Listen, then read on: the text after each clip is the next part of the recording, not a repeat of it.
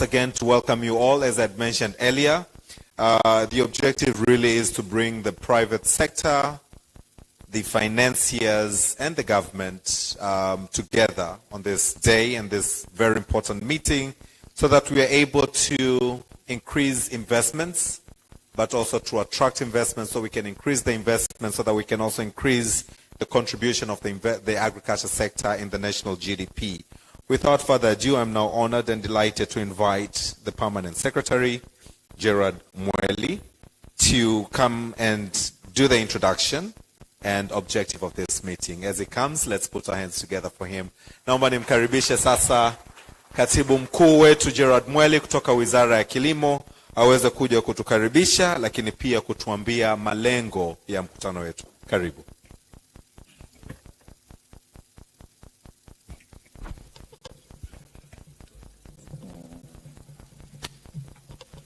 Jamhuri ya Muungano wa Tanzania. Habari za asubuhi. Mheshimiwa mawaziri, Mheshimiwa Hussein Bashe, Waziri wa Kilimo, Mheshimiwa Mwigulu Nchemba, Waziri wetu wa Fedha, Profesa Kitila Mkumbo, Waziri wa Nchi, Ofisi ya Rais, anayeshughulikia mipango na uwekezaji. Natambua uwepo wa watumishi wenzangu kutoka serikalini, kutoka taasisi za serikali, wizara na mamlaka mbalimbali za serikali. Mheshimiwa Waziri, nimeambiwa nitoe utambulisho. Ninaomba nisitoe utambulisho kwa majina. Ninaweza nikasahau baadhi ambao ni muhimu sana, hivyo nitatambua kwa makundi. Kwanza nitoe shukrani zangu za dhati sana kwa wageni wetu wote ambao tumewakaribisha leo. Mheshimiwa Waziri, tumekaribisha wageni kwenye makundi matano.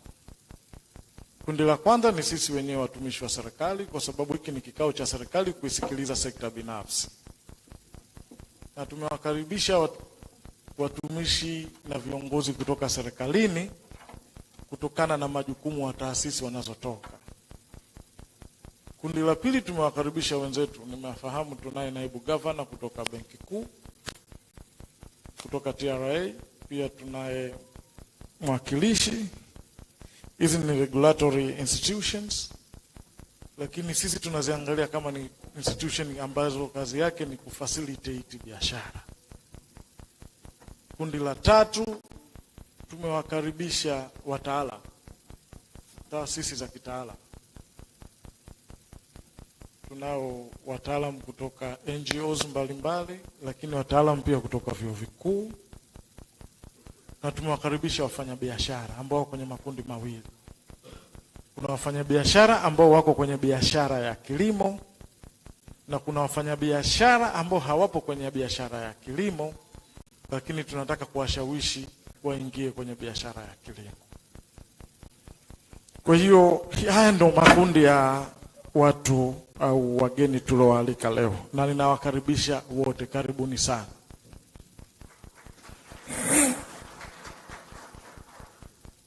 Mheshimiwa Waziri, kikao hiki kina malengo makubwa mawili, na tumekiita empowering our own. Mara baada ya serikali kubainisha kilimo kuwa ni moja ya kipaumbele chake, tumefanya kazi kubwa sana tukiongozwa na Mheshimiwa Rais Samia Suluhu Hassan. Kwanza ya kujenga mifumo imara ili kilimo kiweze kuwa kipaumbele kwa vitendo. Lakini pili, kuweza kutangaza fursa mbalimbali za kilimo ndani na nje ya nchi. Wakati tunafanya shughuli hii, tumegundua tunawakosa wa Tanzania au makampuni yaliyokuwa Tanzania tayari kushiriki kikamilifu kwenye kilimo. Na hii tunaposema empowering our own, hatuongelei wa Tanzania kwa maana ya Watanzania kwa maana tu ya raia wa Tanzania, bali hata zile kampuni ambazo zipo tayari Tanzania na zinafanya shughuli hii ya kilimo tunasema sasa kwanza unaanza na kazi ya kuretain. Kwanza tu retain waliopo, tuhakikishe wanaendelea kupanuka na kuimarika, na hii tumeifanya kuwa kipaumbele chetu wakati tuna attract au kuwavutia watu kutoka sekta binafsi kutoka nje ya nchi.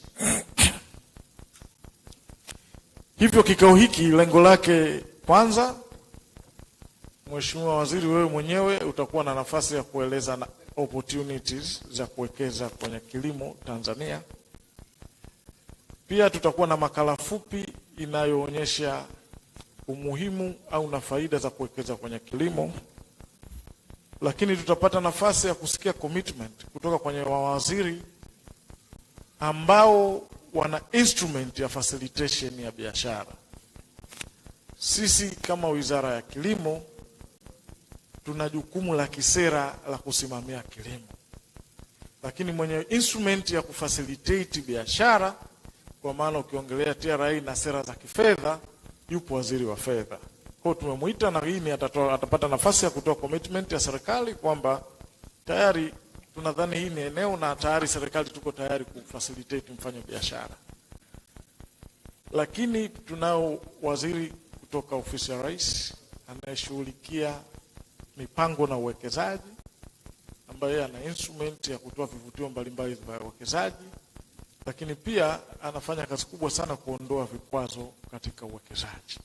Kwa atakuwa na nafasi yake ya kueleza ni jinsi gani serikali ipo tayari kuhakikisha kwamba uwekezaji ambao tunaovutia uingie kwenye kilimo utalindwa, na utalindwa kwa wivu mkubwa sana. Na leo tutapata nafasi ndogo sana mwishoni kabisa pale ya kuzindua taasisi yetu inayoitwa Cereal and Other Produce Regulatory Authority. Nchi hii tuna taasisi nyingi ambazo zinasimamia au zina regulate mazao ya kilimo, lakini hatukuwa na taasisi ambayo inasimamia na kuregulate mazao ya chakula. Na biashara duniani imegeuka kuwa biashara ya chakula. Na mwaka 2009 ilipitishwa sheria nchi hii ya kuanzisha taasisi hiyo. Haikuwa imeanza, na tunamshukuru Mheshimiwa Waziri wetu, lakini tunamshukuru Mheshimiwa Rais pia kwa kuridhia taasisi hiyo kuanza. Mheshimiwa Rais ameridhia, ameelekeza, na tayari tumeshapata mwenyekiti wa bodi Profesa Mchome, tuko naye hapa, na mkurugenzi mkuu Erin Madeje. Na taasisi hii kazi yako itakuwa moja tu, kuhakikisha, na tumewaeleza msiende kuwa vikwazo sasa au kuwa vizuizi wa biashara, bali muende kuwa wawezeshaji wa biashara. Kwanza kuweka misingi na mifumo ya kufanya biashara ili iwezekane mtu ambaye anaweza kuwa na shamba bila kuwepo shamba, kwa sababu mifumo ipo na duniani inafanyika. Kwa hiyo tutakuwa na tukio la kuzindua nembo yake, na baada ya kikao hiki Mheshimiwa Waziri atakuwa na shughuli nao nyingine kwa ajili ya kuzindua bodi hii rasmi. Kwa hiyo nafasi yangu ilikuwa kwanza kuwakaribisha, kuwatambulisha, naamini nimewatambulisha.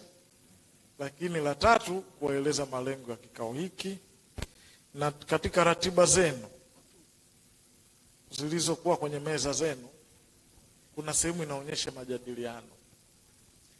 Maombi yetu ni kuwa majadiliano yawe kwenye mfumo ufuatao.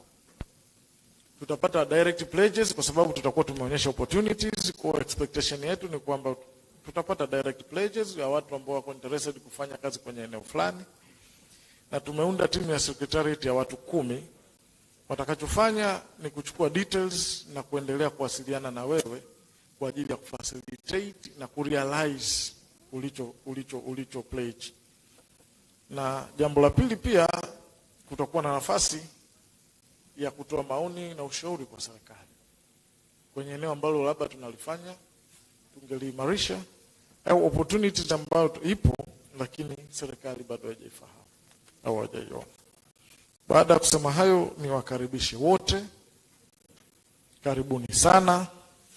Asanteni sana kwa nafasi hii ya kunisikiliza.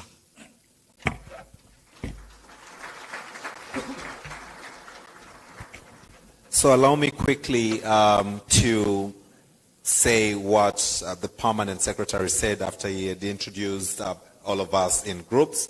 He said for the longest time, the ministry has been working on two major issues. One, to strengthen the structures within the ministry that would attract and facilitate smooth investment in Tanzania, but also to promote investments in agriculture. But one of the things that they noted in the process of doing that is that they've been missing the component of local investors. And by local investors, he said they are divided basically into two. One, prospective investors, but also the existing investors in agriculture. And when we speak of agriculture, we speak of the entire value chain. And for those existing investors in agriculture, looking on to retaining them, but not only retaining them, but also ensuring that they grow. And hence, because of that, they called forth for this meeting, which has the following objectives. One, to showcase investment opportunities in the agriculture sector here in Tanzania. But later on, shortly after my quick summary, we shall have a video documentary that is going to look onto the investment opportunities in the agriculture sector and why we should invest in the agriculture sector. But again, this meeting is also participated by the ministers from Ministry of Finance and Ministry of Investment, who have the instruments to attract and facilitate business and investments. And so we shall have the opportunity again to get the commitment from the ministers. Later, we're going to witness the launch of one of the agricultural bodies promoting agriculture here in Tanzania. And later on during the day, we shall have a discussion, and it's called us onto two main issues. One, we're looking onto receiving, as I'd mentioned earlier, direct pledges from the private sector. And your details will be collected by a team of 10 people from the Ministry of Agriculture, who will then follow up onto your pledges to know what it is that you require and how can the ministries that are available here can facilitate for you to be able to invest in the sector. But again, he's also called us to also give some guidance, some advice to the government on where probably things that they've not seen, but probably we've seen from the private sector, and would really want the ministries to really look onto keenly so that we're able to invest in Tanzania. So let's give him another round of applause, appreciating his opening remarks. Tunakushukuru sana Katibu Mkuu. Niombe sasa, kabla hatujapata wasilisho kutoka kwa waziri wetu wa kilimo, tuangalie hii documentary ambayo itaongelea fursa za uwekezaji katika sekta ya kilimo, na hapa tunaongelea upande wa mazao. So I would now like to invite all of us, before we go on to the presentation by the minister, to now pay some attention, not some, but full attention to the documentary that is going to look onto the investment opportunities in the agriculture sector, looking onto crops. Karibu, naomba sasa tuangalie documentary hiyo. Baada ya hapo nitamkaribisha Mheshimiwa Waziri wetu wa Kilimo kwa ajili ya wasilisho lake la uwekezaji kwenye kilimo. Documentary.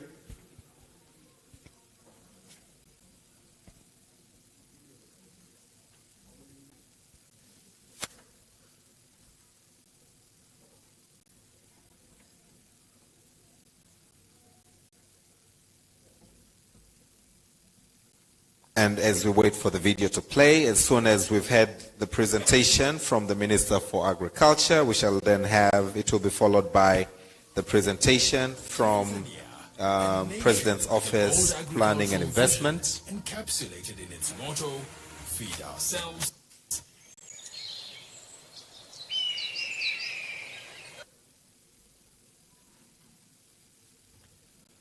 Also, just so you know, this event is covered live. We are on live TV through Clouds Media. Thank you, Clouds Media, for the live coverage. And all the social media handles of the Ministry of Agriculture. So Instagram, Twitter, Facebook, all the threads, we are covering this event live. And we would appreciate that we spread this word across so that we can also receive input from those who could not be able to physically be here with us this morning. Kwa hiyo tuko mubashara kupitia Clouds na platform zote za mitandao ya kijamii za wizara yetu ya kilimo.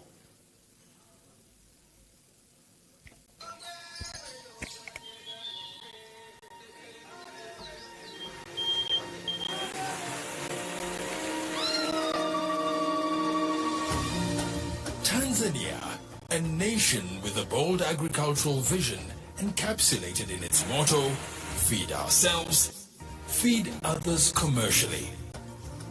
With over 60 million people, the majority of whom are engaged in agriculture, Tanzania aspires to become a food basket for Africa and beyond. Tanzania envisions not only feeding its own population, but also providing food commercially to neighboring countries. Currently food sufficient, the nation aims for 130% food self-sufficiency by 2025, up from the current 124%. At the moment, the food surplus benefits countries like Kenya, South Sudan, the DR Congo, as well as European and Middle Eastern nations. To achieve its grand vision, Tanzania is undergoing a green growth transformation under the government's Agenda 1030, which aims to achieve a sectoral growth rate of 10% each year by 2030 through focusing on productivity and technology as central components. 3 pillars drive this agricultural transformation: youth and women empowerment to address unemployment, investment in technology, and reducing the cost of production.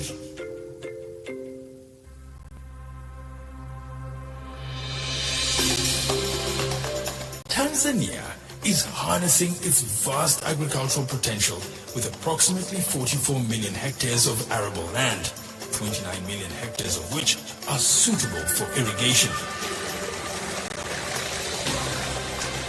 Large-scale and micro-irrigation projects, along with the distribution of irrigation kits to farmers, aims to reduce dependency on rain-fed agriculture and enhance productivity. Tulikuwa hatuna kilimo cha umwagiliaji, kwa hiyo maji tulikuwa tunapata kwa shida sana. Hali ilikuwa kweli sio nzuri sana kama sasa ambavyo tuko na simu yenye ubora. Kwa kweli toka imekuja hii miundombinu, maisha yamekuwa vizuri zaidi. Tunasomesha watoto. Sasa na uhuru wa kulima kwa wakati, chakula kinachotosha. Mimi na imani kwenye hatua kama hizi ni mafanikio ambayo mimi binafsi nimeyapata. It doesn't end there. Smallholder farmers receive government subsidies for inputs like fertilizers, ensuring their active participation in the agricultural transformation. Mbolea ruzuku kwa kweli imeninufaisha sana na process zake ilikuwa ni nzuri sana bila usumbufu aina yoyote. Ninashukuru sana kwa wizara, jambo hili linatupa hamasa ya ulimaji. Hiyo inatupa sisi moyo wa kuendelea kulima zaidi, ndio tunaenda kufaida kuvuka vile viwango ambavyo kwa tunavyo. Miaka ya nyuma nilikuwa naweza kulima ekari sana 15 shamba hili hapa na nyingine liko pale. Lakini kwa mwaka huu nilima karibu ekari 50 na nimeweza kulima ekari 50 kwa sababu ya ruzuku. And to ease financial burdens, Tanzania is reducing the interest on agricultural loans from 30% to just 9%, making it more feasible for farmers to invest in their ventures. Investors are encouraged to participate in the country's agricultural transformation, particularly its vision to become a seed multiplication hub in Africa. Due to Tanzania's ISO seed certification, the government offers land for companies interested in investing in seed multiplication and permits the export of certified seeds. Prime investment opportunities also include cold chain facilities at Kuala Dry Port and Kurasini, lending facilities for fertilizers to serve local and regional needs, as well as the development of storage facilities. The government has in place a plan to grow the capacity of the nation's food reserve to between 3 and 5 million tons by 2030. There is therefore a massive opportunity for the private sector to develop warehouses and silos, which will be provided with off-taking agreements. Tanzania's extensive mechanization program calls for investors in tractor assembly, With a focus on crops like wheat and sunflower, the nation aims for self-sufficiency and invites investors to contribute to this goal. It's important to note that investors in Tanzania enjoy subleasing titles for 66 years and performance agreements, coupled with favorable policies, political stability, and a conducive investment environment.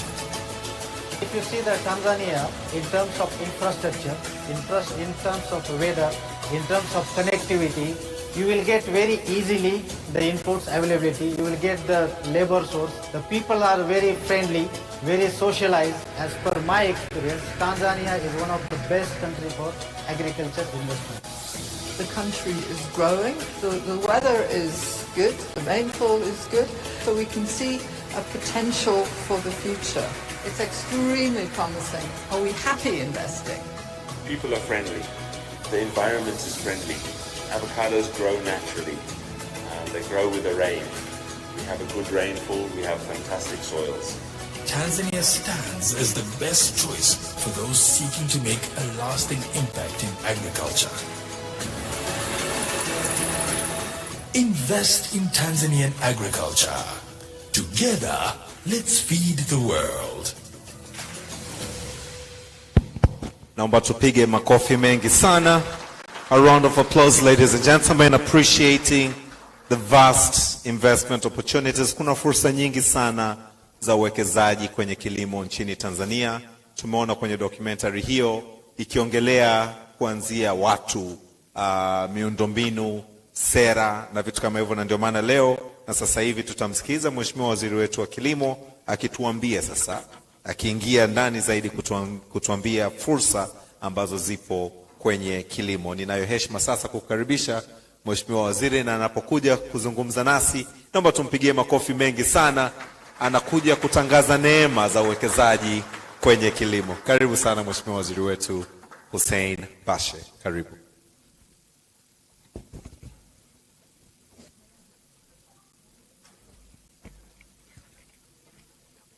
Habari ya asubuhi ndugu zangu. Cha kwanza nitumie nafasi hii kuwashukuru kwa short notice na kujitokeza na kuja. La pili, naomba nitumie nafasi hii kwa dhati kabisa kuwashukuru Waziri wa Fedha na Waziri wa Uwekezaji na Naibu Governor na representation ya TRA kuwepo katika ukumbi huu, kwa sababu tunaamini kwamba unaweza ukawa una land, una mvua mwaka mzima, una everything, lakini if the investment policies, the fiscal measures, the monetary measures haziko conducive, tutaendelea kubaki na kilimo chetu kile cha kujikimu. Na kama tunataka turn around the agricultural sector, ni muhimu sisi wazalishaji na waweka mitaji tukawa tunaonana vizuri na watunga sera za kikodi, kifedha na wanaotengeneza sera za uwekezaji, ili sote tuweze kualign na kuweza tuondoke kwenye ile historia ya kuzungumzia Tanzania is potential, is potential, is potential. Yeah, so to turn the potentials into reality inahitaji kuwa pamoja. Lakini la pili, naomba nitumie nafasi hii kuwashukuru Benki ya Azania kwa kushiriki, kwa kukubali kuwa sehemu ya kufacilitate hii event. Nawashukuru sana. Nawashukuruni sana kwa that. Sasa mimi nitakachokifanya, nitatoa tu why we think na kwa nini tunaamua kuongea na locals. Na message yetu ni tunatumia neno our own, kwa sababu Mheshimiwa Rais kafanya a lot of effort kuipromote sekta hii ya kilimo, na our investment directions kuzote and promotion for a very long time tumekuwa tukitazama zaidi kuzungumzia FDI kuja ndani, which is very good. Lakini FDI zikija ndani, hizi FDI zikiingia ndani ya nchi yetu, at the end of the day the product of these FDIs zinabaki ama zinaondoka. What are we getting out of this? Kwa sababu you can promote investment, foreign companies can come and put their money here. But where is the involvement ya locals? Sasa mimi kama waziri wa kilimo, kwa kipindi kifupi ambacho nimekuwa wizarani, nimejifunza jambo moja, kwamba you get a lot ya kuwa mlango unagongwa na foreign entities ambazo zinaomba kutake advantage ya opportunities zilizopo. Very few locals. Nataka nimtolee mfano mtu hapa. Yuko hapa. Ukiwaacha kina Sefu wa Superdoll na nani hao wamekuwemo for a very long time kwenye game. Nataka nimtolee Moi yule pale. His business, main business ni petroleum. Kaenda kwenye kuku.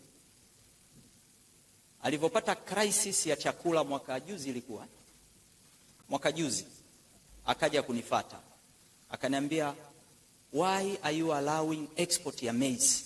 Tuko bungeni, ni mbunge mwenzangu. Don't allow, Hussein, we are killing the chicken sector na nini na hii ni chakula. Nikaambia Moi, kwa nini usilime? Lima ili uzalishe kwa ajili ya nini? Ya kuku wako. Kwa nikasema maybe there is a lack of communication na gap kati ya locals to understand the opportunities, na labda tuanze discussion, because we believe kwamba for growth and sustainable growth our local people has to own the game. And that is the direction we think we should take. Nikasema kwamba we take this opportunity. Sasa an overview of agricultural sector, na mtaona kwenye presentation ninayofanya siizungumzii Tanzania when it comes to an overview, kwa sababu we produce locally and then we must trade globally. Hii ndio itatufanya tuwe sustainable. Sasa ukiangalia African population inakuwa projected kufika watu bilioni 2 by 2050. The continent spends over 80 billion in food imports. Na import bill is estimated to reach 110 by 2030. Na kwenye hii import bill sisi sio special case, we are also importing. Tanzania, what are we importing? We are importing mainly food items ambazo ni wheat. Now 90% ya mahitaji yetu ya wheat ndani ya nchi tuna import. Tuna import edible oil kwenye mazao ya chakula. Thank God to the sugar producers. Sijui wako wangapi umndani. Target yetu ilikuwa ni tuwe self-sufficient 2025. Namshukuru Mwenyezi Mungu, kama sio hizi mvua za El Nino, mwaka huu tulikuwa tuwe na 0 sugar gap kwenye nchi yetu. Na sekta hii ya sugar, tunaye kampuni ya TPC, ni ownership ya foreign investment na local kwa maana ya serikali. Tunaye Mtibwa ambaye ni local na serikali. Tunaye Kilombero. Tunaye Mtibwa ambaye ni local. Tunaye Kagera Sugar ambaye ni local. Tunaye Bahresa ambaye ni local. Who else nimemsahau? Tunaye Manyara Sugar ambaye ni local.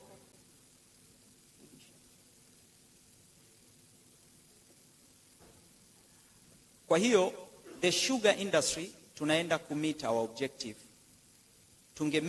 Tunge hit target mwaka huu kwa sababu ya mvua za El Nino. They stop production sasa hivi kwa over 40-50 days, hawazalishi.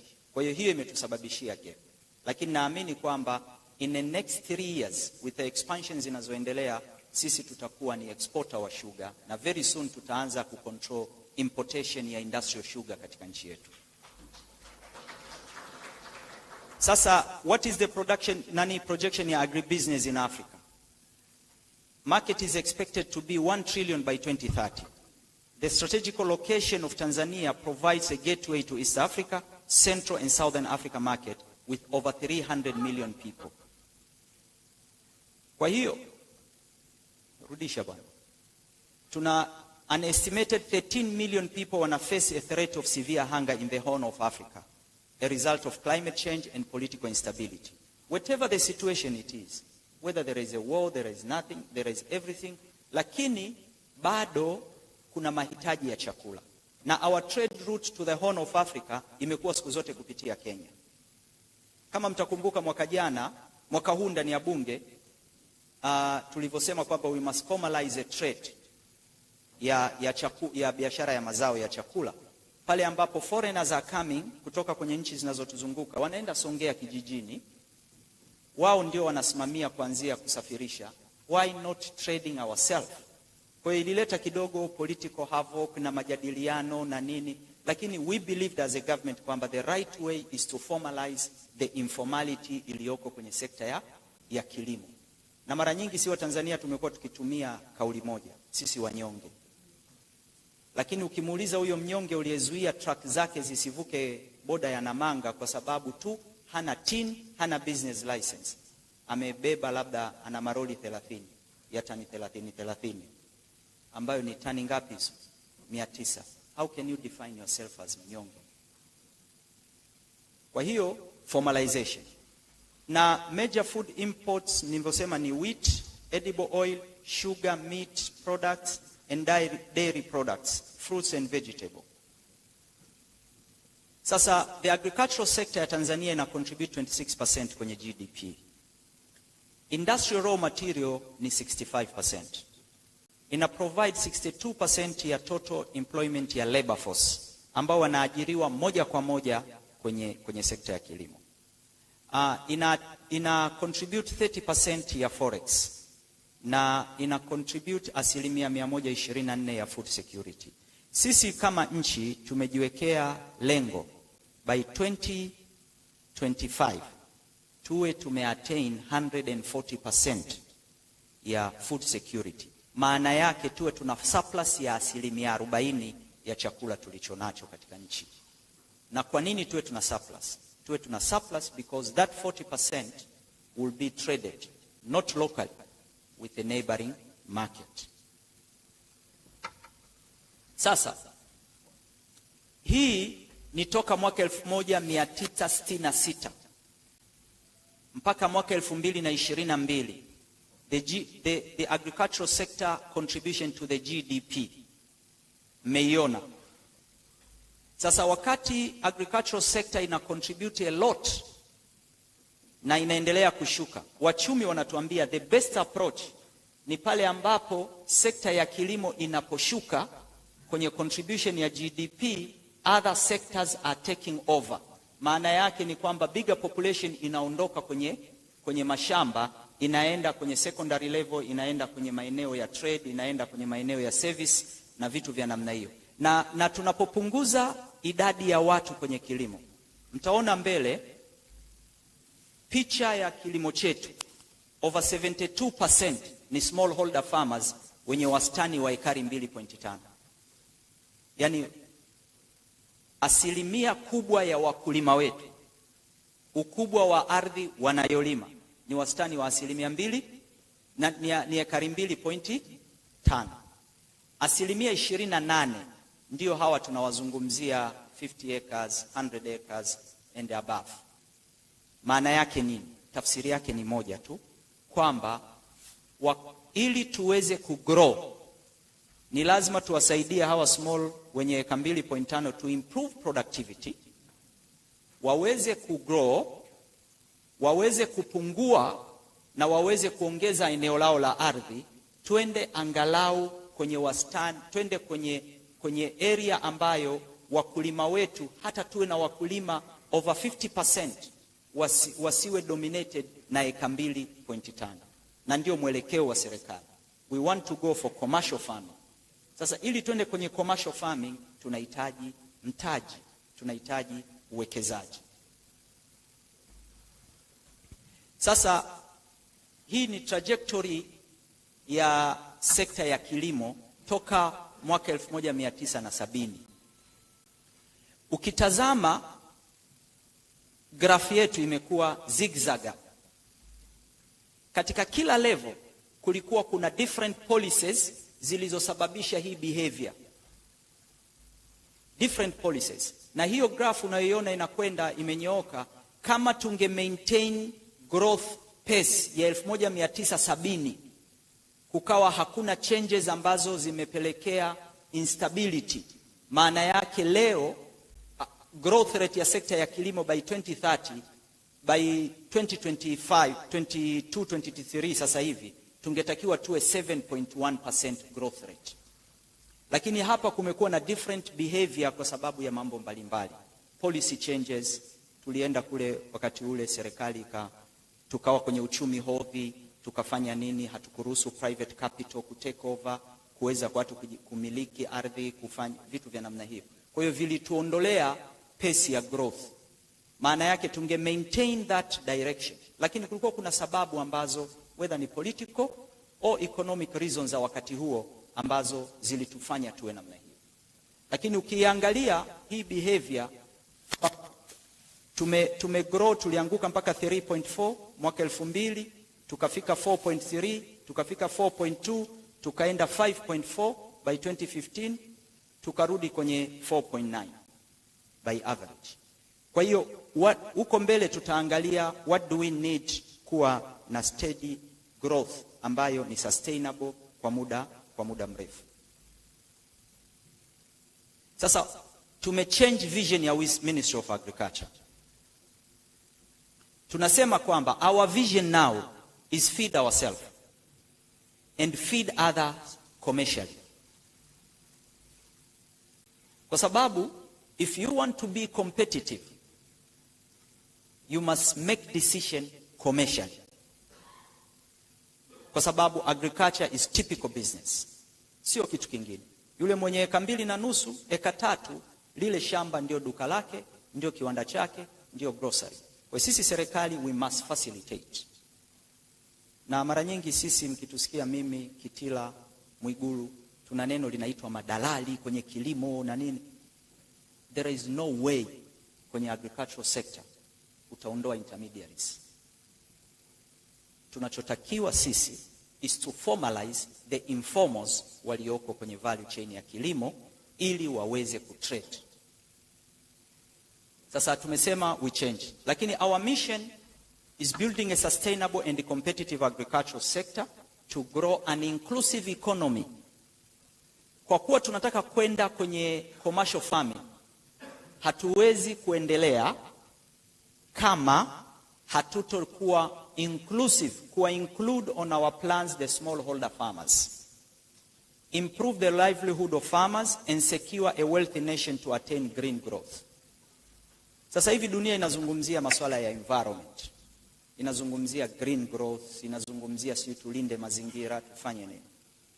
But if our growth ya economy haitokuwa inclusive, tukawa na watu maskini wengi kule Nzega, ambaye akiamka asubuhi analima December, January, anafanya shughuli za kilimo November, December, January, February, anavuna very low yield, anakuwa busy miezi 4.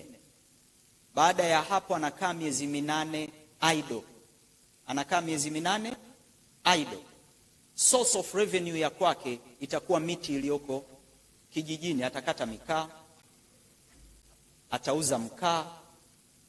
All the efforts tunakutana kwenye conference na majadiliano ya kutunza mazingira can never work if we will not deal with the key problem, an inclusive growth na kuondokana na umaskini.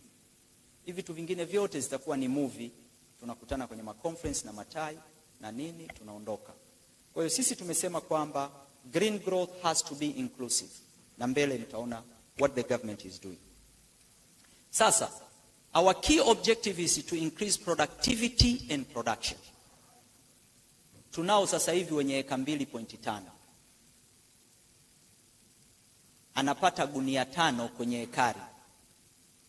Mahali ambapo angepata gunia 25, gunia 30. Kwa hiyo our objective is to increase productivity and production. Lakini increase decent jobs and enhance youth and women participation in agricultural sector. Na tumetumia neno women participation because from our own studies, mwaka jana tulivyo launch issue ya usajili wa wakulima na kulaunch sekta yetu kuanza kutoa ruzuku ya mbolea, tulichojifunza kwenye data collection, wanaoshughulika na mashamba ni wanawake, wanaofanya maamuzi ya matokeo ya shughuli za shambani sio wanawake. Yani wanaoshughulika the entire time, majority kwenye rural area ni kina mama. Lakini tunataka increase decent jobs kwa youth kwenye agro sector. Why watu wanakimbilia bodaboda? Kwa sababu leo ukimchukua kijana umwambie kwamba mazao ya biashara ni korosho, lazima uwekeze kwenye korosho ili utoke kwenye umaskini. Anapiga hesabu, ninaanza kupalilia shamba leo, ninaanza kuvuna baada ya miaka 3. Kweli nitavumilia miaka 3 nasubiri kupata hela? Au nikapige bodaboda jioni nachukua shilingi?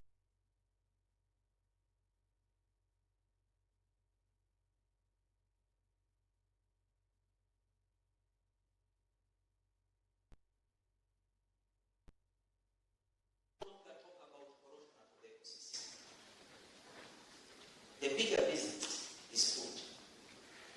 That's the direction. Ambapo watalima punga leo, baada ya siku 90, siku 120, amevuna, anauza. Lakini the traditional agricultural crops ambazo kwa muda mrefu ndio zimekuwa direction yetu are no longer attractive to youth. Hata ukienda Instagram, utamkuta kijana ameposti picha ya pilipili, nyanya, horticulture na nini, huwezi kumkuta ameposti pale yuko shamba la tumbaku. Do you know why? Because of one thing. Tumbaku anaanza kuandaa shamba mwezi wa 8. Wa 8, wa 9, wa 10, wa 11, wa 12, wa 1, wa 2, wa 3, wa 4, wa 5 anavuna. Miezi 10 ndio amevuna. Anaenda sokoni kati ya mwezi wa 6 mpaka mwezi wa 9. Ndio anapata revenue. Ukienda kule kwenye tumbaku waoni youth, because there is no quick income. We are pushing to create more decent jobs for kuwekeza zaidi kwenye youth, coming up with the block funds utaona huko mbele, coming up with the different technologies, kwa sababu hakuna kijana amemaliza university anataka alime kwa teknolojia ya mzee wake. To improve resilience for food and nutrition, strengthen access to market and agricultural financing, and this has been a very big problem kwenye agricultural sector, na watu wapenda wako hapa, ni wapeni mfano na BOT wako.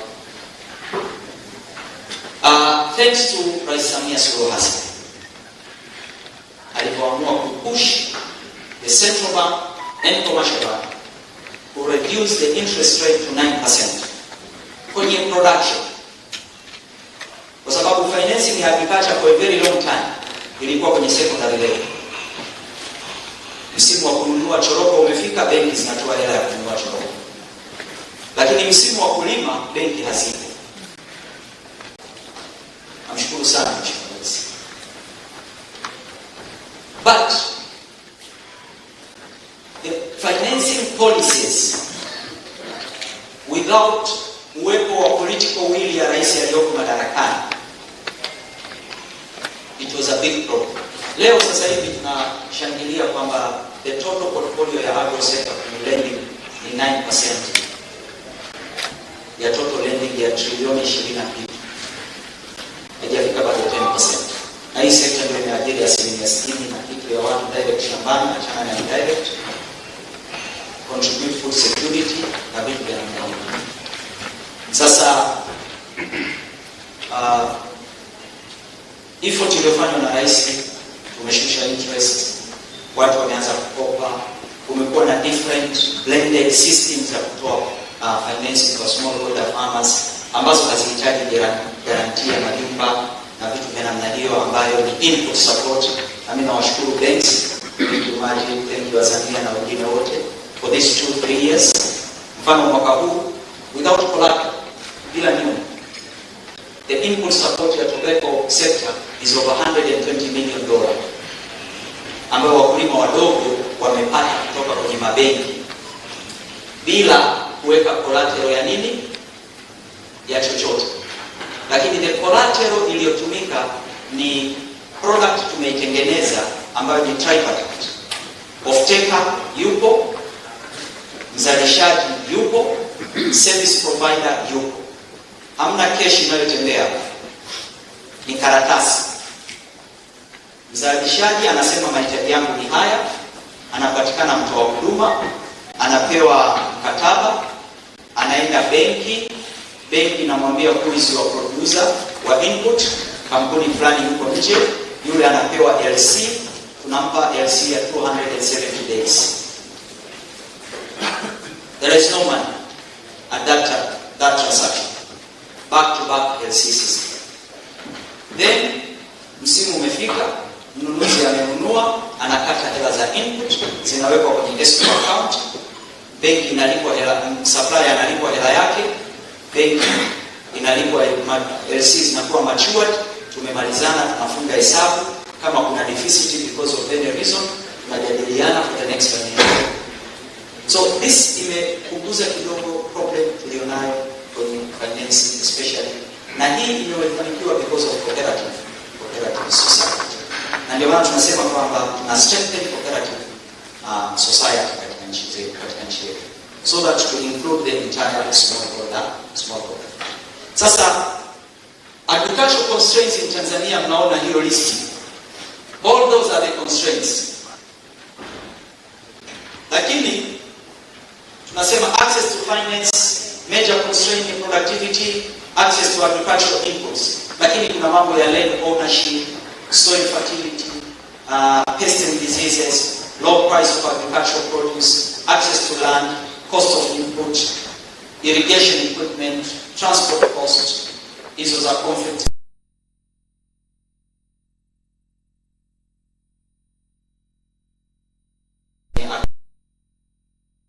The government developed different strategy to unlock these issues.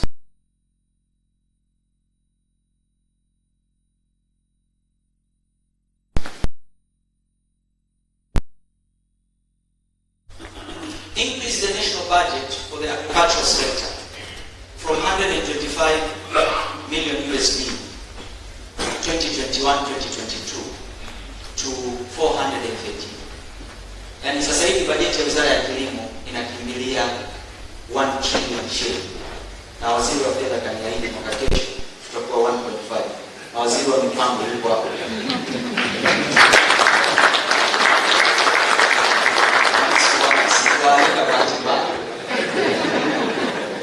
It's true because ili tuweze kufikia lengo aliloweka Mheshimiwa Rais, taonyesha huko mbele. The investment required for the agricultural sector by public funding is an average of 1.5 trillion for the next 8 years. Ili tuweze kuattain growth rate ya 10%. Kwa hiyo tume increase budget yetu, huu ni mwaka wa pili mfululizo. Tunaongeza budget. Lakini enhance research and development of seed and seed multiplication katika maeneo ambayo tunawekeza sana, na thanks for the private sector, na nataka tu ni acknowledge involvement ya private sector kwenye uzalishaji wa mbegu. Nawashukuru sana. Na ni mwelekeo wa Wizara ya Kilimo kuwa na subsidy zetu, kuwa na sitco zetu ambazo ni local. Kwa sababu hatuna sababu ya serikali kujisifia tumeshikilia ardhi za kuzalisha mbegu halafu hatuwezi kuzi-optimize 100%. Na washukuru sana loko ambao tulipowakaribisha wamekuja wameanza kuzalisha. Mwenyekiti wa seed producers kama yuko, yule pale mwenyekiti wao wa seed producers wa Tanzania. Thank you. For the first time, our production ya seed mwaka huu tumekwenda almost 50% ya annual demand. Kwa mara ya kwanza tumefika 50% ya mahitaji yetu ya ndani. Mahitaji yetu ya ndani ni 120,000 metric tons. Tumefika leo tani 60,000. Na tunapozungumzia mbegu gani? Tunazungumzia mbegu za mazao 13. In our priority kwenye food basket is not everything. Nchi inazalisha mazao 80 karibu 90. But we have the 13 crop ambazo ni priority. Ambazo zina sifa gani? Zina contribute kwenye food security. Zina contribute kwenye ajira, zina contribute kwenye export na zina contribute kwenye industrial processing. Haya ndio mazao tunayowapa priority. Sio kila kitu. Sasa increase irrigated area from 822 to 8.5 million hectares by 2030.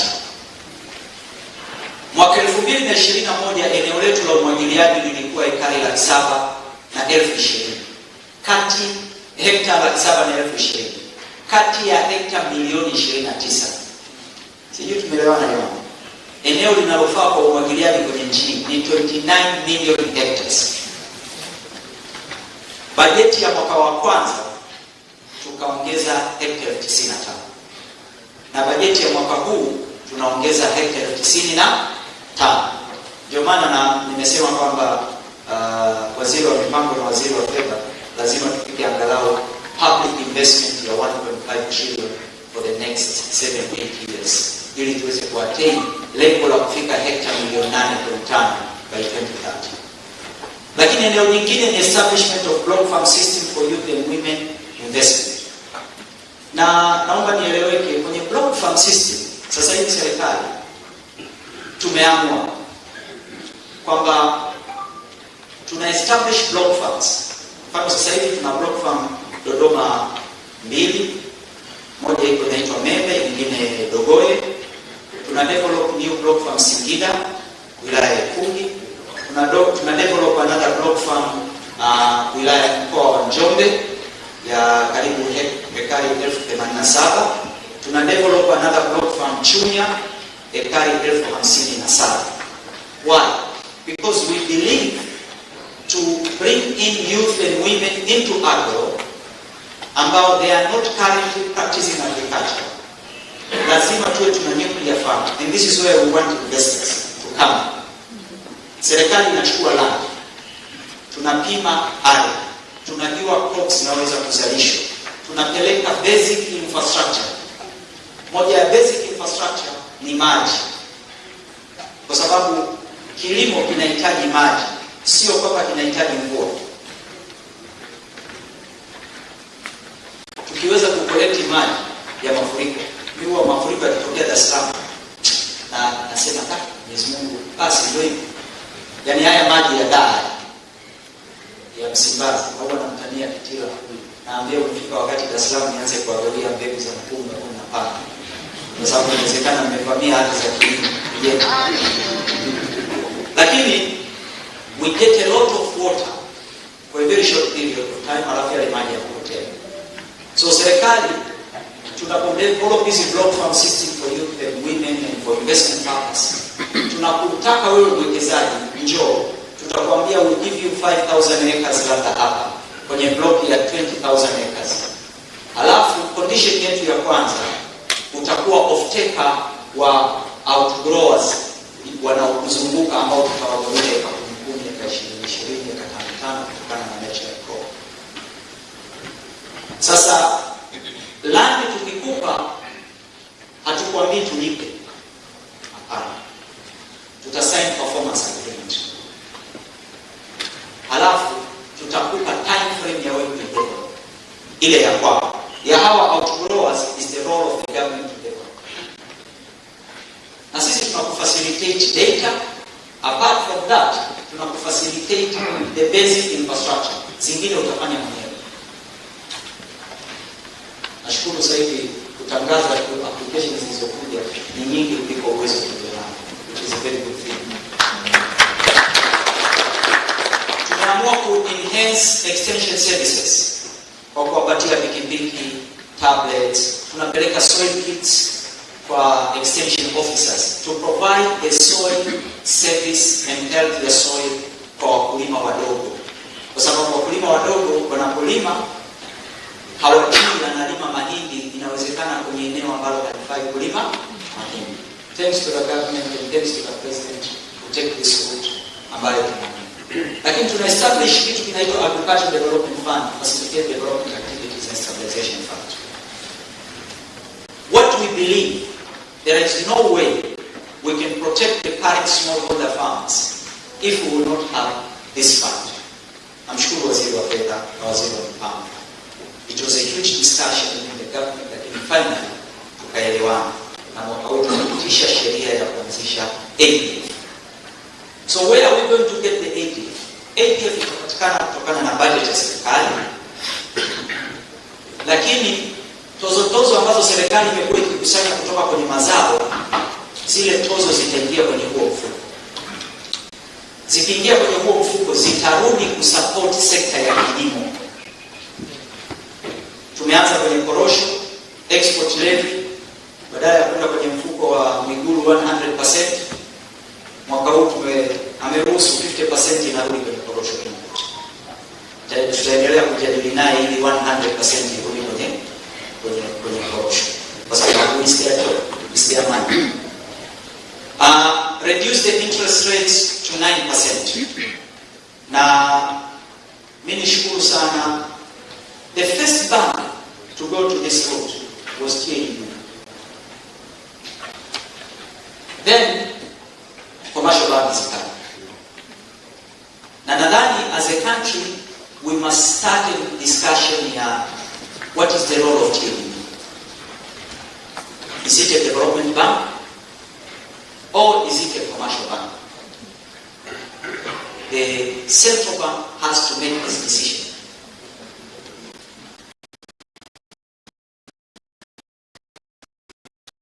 Lazima, kwa sababu TAB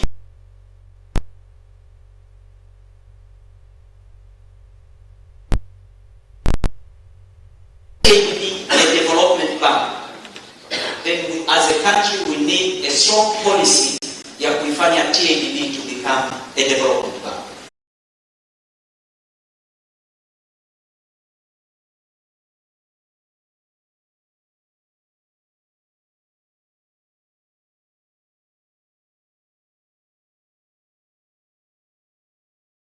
Thanks to God, now we are almost 15% for different intervention. Na lazima tufike at least 5% ya cost expense. Lakini ni sekta kama horticulture bado inakabiliwa na huge losses kwenye harvest. Chief, what about where I was?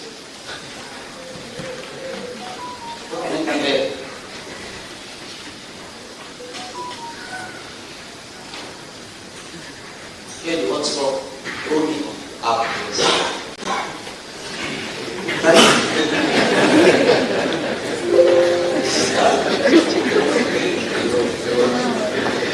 They want me to finish it. Sasa private sector imetusaidia sana. Taasisi kama TAA, especially kwenye horticulture, they have done good job kwenye ku reduce the post-harvest losses in agricultural crops. Na kwenye moja ya crop sector ambayo inakuwa very fast ni horticulture subsector, ambayo inakuwa katika sekta ya kilimo ndio inayokuwa kwa wastani wa 7% sasa hivi, wakati other subsector zinakuwa kwa wastani wa 3-4. Horticulture is growing very fast and driven by parachichi. Lakini all our parachichi are going through Kenya because of lack of cold chain facility. Serikali sasa inaanza kujenga cold chain facility, na tunapozijenga tutawakabidhi sekta binafsi kuendesha, sio sisi, because ikiharibika kitu mpaka niandike dokezo alafu niende kwa katibu mkuu mchakato Mwigulu aangalie kama kuna kifungu cha kununua bolti iliyoharibika mkono. Haiwezekani. Kwa hiyo tumeanza kujenga, tutatangaza, tutawapa sekta binafsi kuendesha.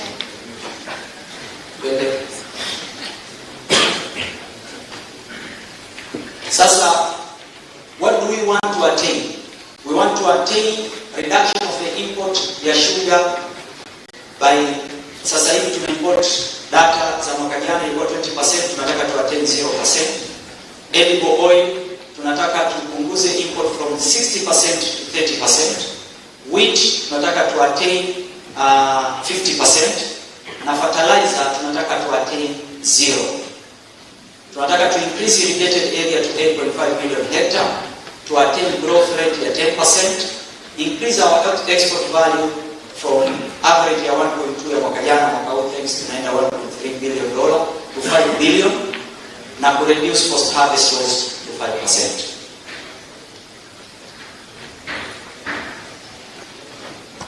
Sasa hizi ni trend ambazo ni crop subsector inapokuwa vis-a-vis the agricultural sector. Sasa where is the opportunity? Why calling to invest in agro? Moja, sasa hivi population yetu ni milioni 62. Tunaenda milioni 80. Hawa watu wote wanahitaji kula. 2022 our production our food demand was 18 million metric tons. Our demand 2030 tuna project itafika 20 million metric tons. Kwa hiyo hii table inatuonyesha what do we need to attain. Tunataka fertilizer uptake ya mkulima iongezeke kutoka 19 kg tufike 50 kg. Tunataka value added by 2022 kwenye export yetu ya value added crops, mazao ilikuwa ni 10%. It was very minimal.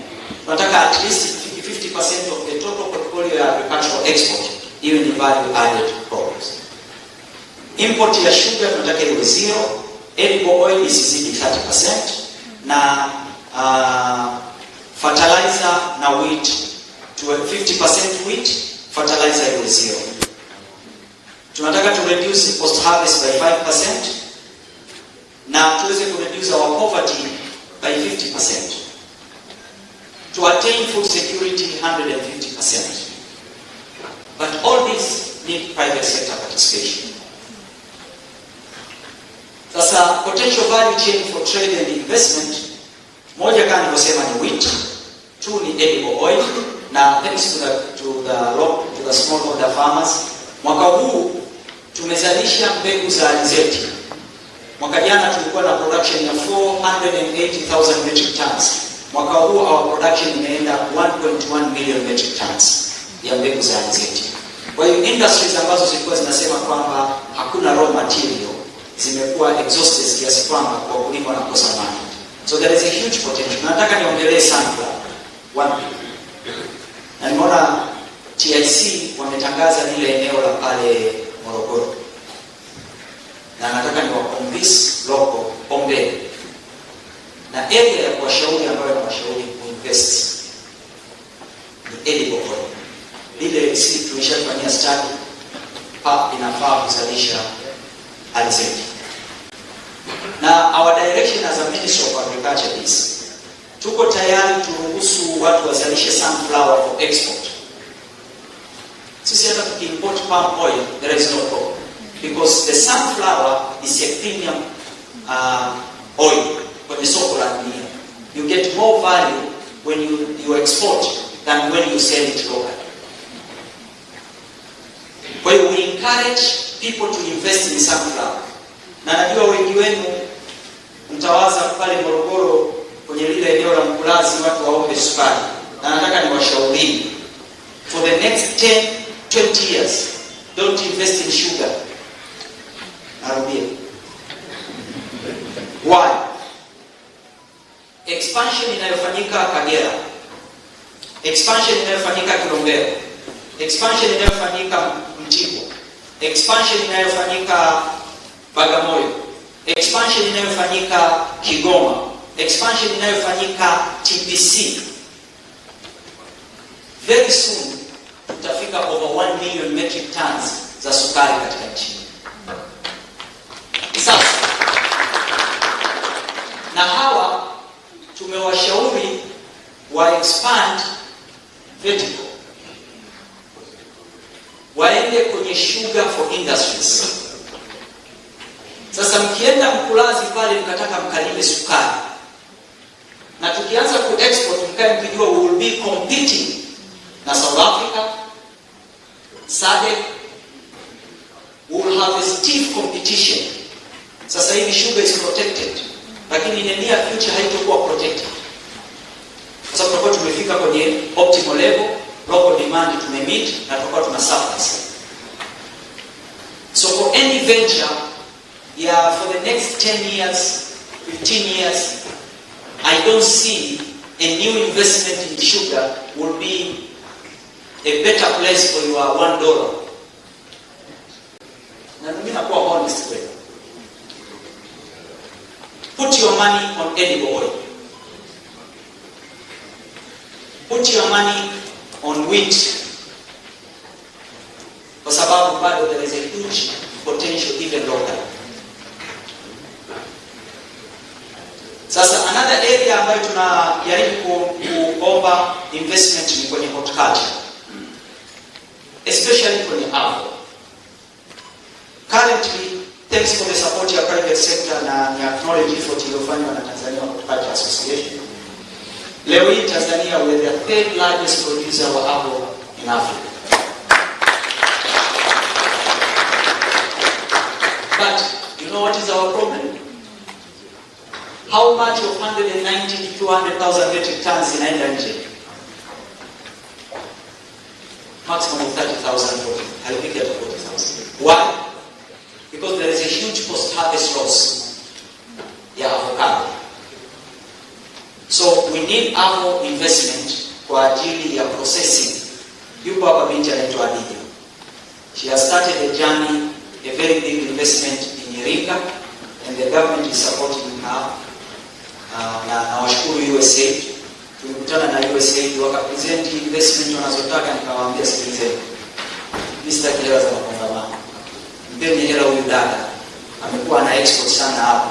Aufunge kiwanda kwa ajili ya process hapo fruit na kwenda kufanya. Wamempatia pesa. Ndio.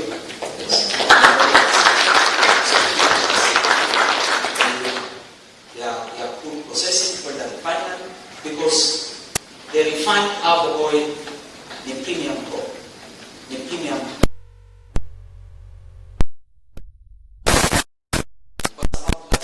Kwa nini? Kuwa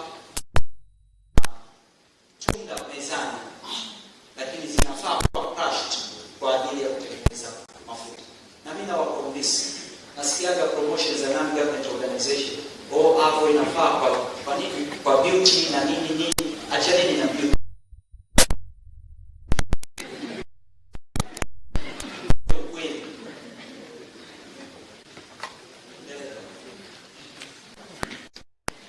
Another area about current investment is fertilizer. And our objective is to substitute imports. Sasa hivi tumeanza a comprehensive support ya serikali kwa ajili ya kupima afya ya udongo.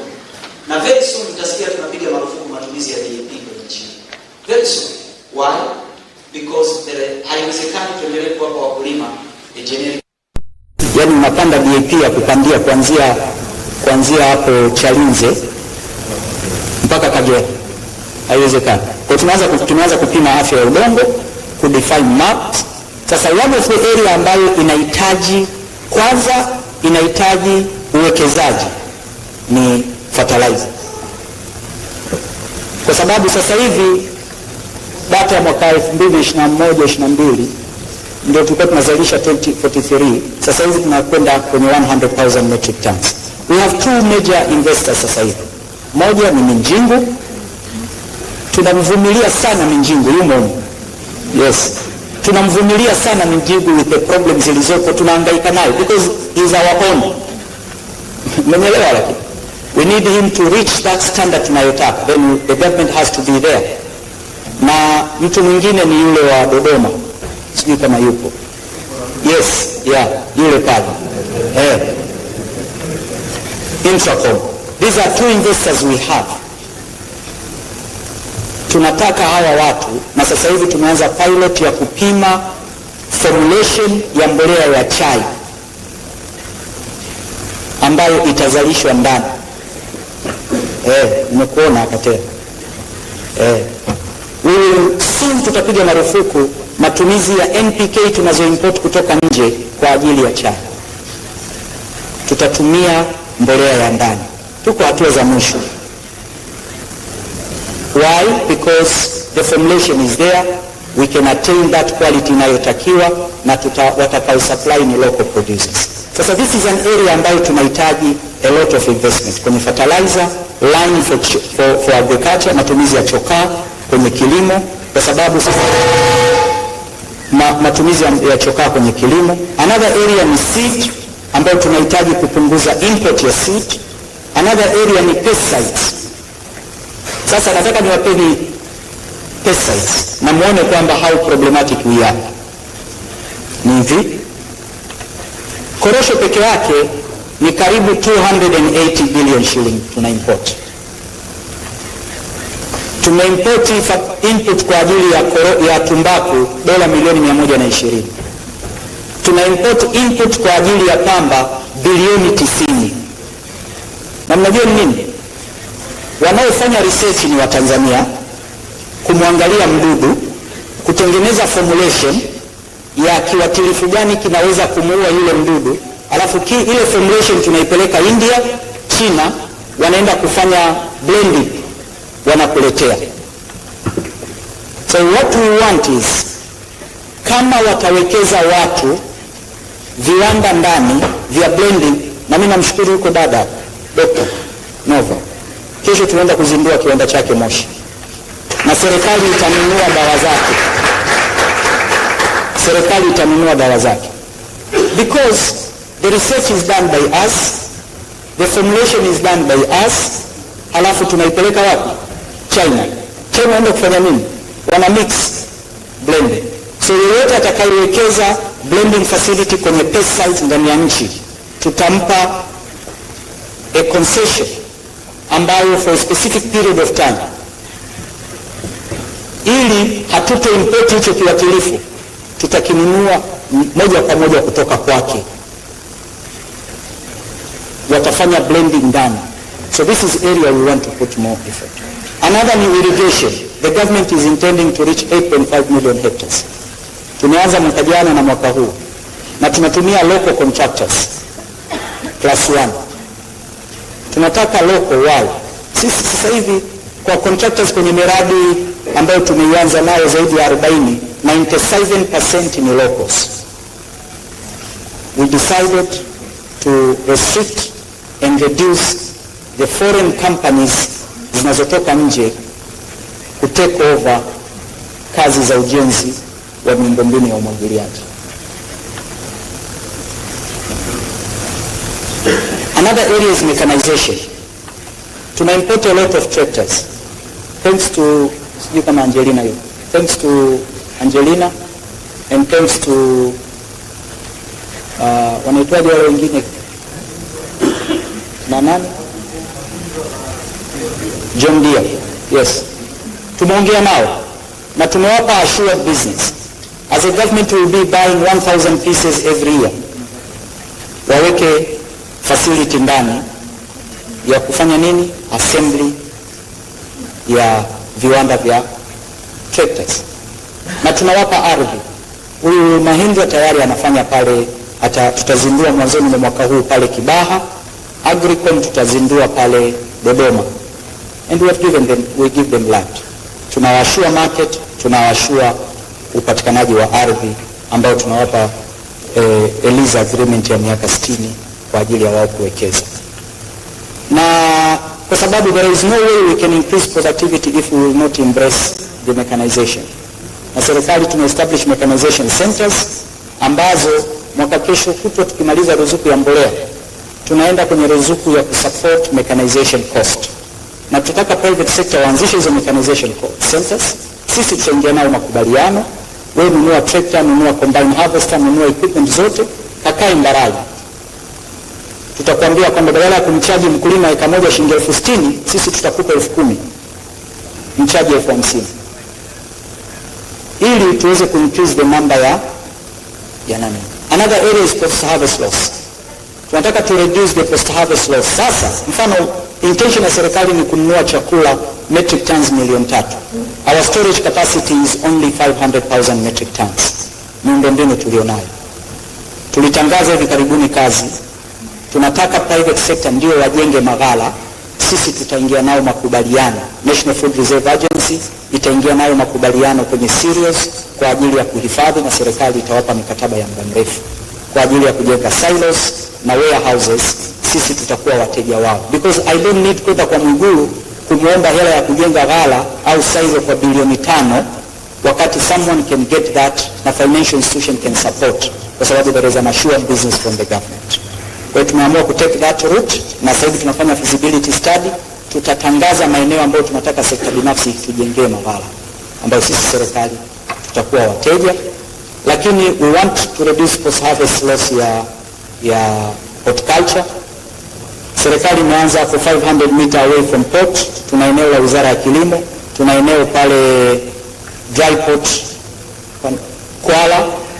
Tunachokitaka ni mwekezaji aje aweke facility ya nini, ya cold chain facility, ili to restrict matumizi ya port za nchi za jirani. Watu wanaenda nchi ya jirani because at the Dar es Salaam port there is no facility to handle perishables.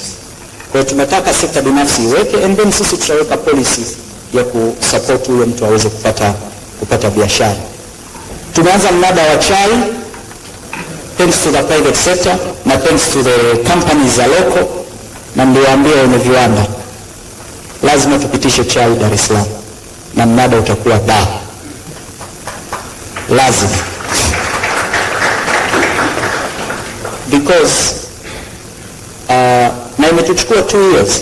Naomba nimshukuru CEO wangu wa T-Bot. I don't know kama you. Yes, that lady. It took us 2 years to attain that. A lot of difficulties. Na niwapeni why did we start it. Tulienda DMCC Dubai. Siku ya Alhamisi nimeingia pale nimetwanga kanzu, kwa hiyo wale jamaa wa DMCC wakajua labda huyu Mwarabu. Niko na delegation, tukaanza kupita, nikapelekwa kwenye Tea Center. Jamaa aliona mule ni wa KTDA, Kenya Tea Development Authority. Ndio yumo ndani. Alafu kanipangia chai zote za EAC. Kaniambia, you know, Rwanda tea, anaeleza quality zake. Kaeleza hadi ya Tanzania. Alipofika Tanzania, yule jamaa akakumbuka kwamba hakumtambulisha. Akasema, by the way, this is a Minister of Agriculture from Tanzania. Jamaa akashtuka. Nikamwambia, no, we are both EAC. Nieleze tea ya Tanzania na sifa gani? Wakasema, tunafanya blending na chai ya Tanzania because of one quality. Color strength. Ndio inayotusababishia chai zingine ziweze kuuzwa. Kwa hiyo nikamwambia, kwa hiyo selling proposition ya Tanzanian tea ni nini? Akasema color. Nikamwambia, thank you sir. Hamna shida, tuendelea kuuza mnada wa Mombasa. Akasema tunarudi nyumbani, tunaanzisha mnada. Kama chai yetu ina ubora mdogo, tutajulia kwenye mnada wetu, sio kuambiwa na mnada wa mtu. Tutahangaikia from our own auction. Thanks to Bravo, tunaifanya hii na private sector. Tuliwaomba Bravo, tumeingia nao makubaliano, wametoa warehouses, wameinvest a lot kuya develop hayo warehouse, na mnada umeanza sasa hizi ni kama wiki 2-3. Kama tutakuwa na problem tutaresolve mnada, lakini chai yote lazima iuzwe kwenye mnada, whether it is direct or by auction. Tunahitaji packaging material. This is a huge and bigger area ambayo tuna tatizo kwenye agricultural sector. Packaging ya cereals na non-cereal products. It's an area whereby we need to import millions of dollars to import duty bags kwenye nchi. Tuna import over 8.5 million boxes for fruits and vegetables. Kwa hiyo, this is an area whereby tunadhani kwamba there is a huge opportunity. Endelee. Cashew nut. Tunahitaji tuende kwenye value addition ya cashew nut. Serikali tumeanzisha eneo linaitwa Maranje, liko Mtwara. Tumechukua ekari 1340, tumelipa fidia, tunasafisha, tunapeleka umeme, tunapeleka maji, tunapeleka all the necessary infrastructure. We want by 2026 to restrict export ya raw cashew. Kwa sababu na tunapozungumzia value addition ya cashew nut, tunazungumzia not only nuts lakini hata to process the entire value ya cashew nut including maganda kwa ajili ya kupata mafuta yanayotokana, and that is the direction. Sasa sisi intention yetu tunahitaji private sector to come in, and it will be our intention kuona local wanakuja. Tunaenda kwenye cotton. Cotton sasa hivi tunazalisha lint, tuko kwenye primary, we don't have problem kwenye ginning, hatuna shida kabisa kwenye ginning. Our production ya cotton imeongezeka kutoka miaka miwili iliyopita tulikuwa 120,000 metric tons. Mwaka huu tumefika 280,000. Na serikali inatoa subsidies na mbegu na nini kwa wakulima. Sasa mwaka kesho tunaanza kuandaa industrial park ya cotton ambayo tutaanza kuprocess nyuzi na all other products zinazotokana na cotton. Na kwenye hiyo industrial park kama Wizara ya Kilimo, kama tulivyofanya kwenye chai. Kwenye chai private sector halipi gharama, tunalipa sisi wizara. You come to the auction, do everything, you don't pay anything. Tutakapoenda kwenye hizi industrial park, tuta reduce price, we will provide an incentive on electricity and water cost. Na hii itabebwa na budget ya Wizara ya Kilimo tutakapoanza kwa kipindi cha miaka 3-5. Because that's the way to go. Lazima to reduce the cost of production ili kufanya viwanda hivi viwe competitive. Eneo jingine tunalolitazama ni palm oil, na hili halitazami kwa short term, tunalitazama for long term. Na tumesha identify maeneo kwa ajili ya uwekezaji wa palm, yapo Kigoma, yapo Katavi. Thanks to kampuni ya Bahresa imeonyesha interest sasa hivi, na nadhani wiki hii wanaenda Katavi kwa ajili ya kuangalia hilo eneo. Na tumewaambia ile eneo tutawapa, kwa sababu aliyeliomba ni kampuni ya Kenya. Tumeiambia ile kampuni ya Kenya waendeleze Ngano Limited ya ardhi tuliyowapa, waendeleze ardhi tuliyowapa Kasulu. We don't give them additional land, kwa sababu is enough. They have enough land, they have to produce kwanza, hizo ziwe optimal, wasiende kuacquire land kwa ajili ya speculation. Kwa hiyo tunamsupport Bahresa for that. So we did an ecological survey, kwamba sasa hivi ukija Wizara ya Kilimo tutakwambia unaenda wapi, unataka ukalimi nini, kwa sababu tumeshaziangalia ekolojia na maeneo yanayofaa kwa ajili ya kilimo. Tuna 44 million hectares zinazofaa kwa kilimo, tunachotumia only ni 15 million hectares. Tuna 29 million hectares za irrigation, tunayotumia ni 0.8 sasa hivi. Kwa hiyo we have good policies, we believe, na hizi agricultural growth corridor tunazozitumia tumezidefine hivi kwa sababu kumekuwepo na political decision. Unalima korosho kutoka Mtwara mpaka Bukoba, tunataka kuilima avocado all over the country. It cannot pay, kwa sababu the bigger problem kwenye agricultural sector is the logistic cost. When the logistic cost becomes higher, you don't make money. Siku ya mwisho wakulima watakuwa wanalia tu. Mheshimiwa Rais alienda Kiagera, Biharamulo, akasimama mtu anaomba dawa za ruzuku za korosho. Ikabidi tusafirishe dawa kutoka Mtwara tukaipeleka Biharamulo. Tukamkuta ana shamba la eka 10. Tukajiuliza huyu akivuna atauzia wapi korosho yake? Akiisema yu export, maana yake ataisafirisha kutoka Biharamulo kuileta Dar es Salaam port. Mnunuzi anayenunua korosho ya Biharamulo na mnunuzi anayenunua korosho ya hapa Mkuranga, wa Mkuranga mkulima atapata good price because of the logistic cost kuliko yule aliyoko wapi? Biharamulo. Kwa hiyo hizi ekolojia tunataka tuzimaintain na ziwe na kila eneo na competitive edge yake, ambayo ndio crop itakuwa inazalishwa katika hilo eneo. Tuna increase public investment kwenye infrastructure na kufanya a lot of reforms. I thank Minister of Investment, I thank Minister of Finance. Kumekuwa na open door policy kati ya Wizara ya Kilimo na wizara hizi mbili kwa ajili ya reforms tunazozifanya na kwenda kuwaomba mabadiliko ya sera za kikodi. This is very encouraging kwa sisi tulioko kwenye uzalishaji. Tuendelee. So this is a picture ya land yetu ya kilimo. Tuendelee. Inshaeleza 72% are smallholder farmers na tunataka to increase productivity, kwa sababu if you increase their productivity our 2.5 acres, it's very easy to graduate them. Lakini kama tukiwa nazalisha gunia 5, it's just wastage of effort and time. Na ndio maana serikali sasa hivi kudili na hawa, we have launched a campaign ya boreholes ya 67,500 boreholes kwa smallholder farmer. Tunamchimbia kisima, tunampa irrigation kit ya 2.5. Na hii program itatugharimu $1.8 billion. Na namshukuru sana Mheshimiwa Rais. Na mimi nikisikiaga rais anaenda nje na shangilia kama waziri wa kilimo. Why? Nataka niwaambieni, kwa hela wanazokusanya TRA peke yake, we cannot turn around the agro sector. Ndio ukweli. Tunahitaji $1.8 billion kwa ajili ya visima 60,000 na ngapi? Na sasa mama karuka hapa kama alivyosemaga Sugu, kapiga mkanda kwenye jet, kaenda Senegal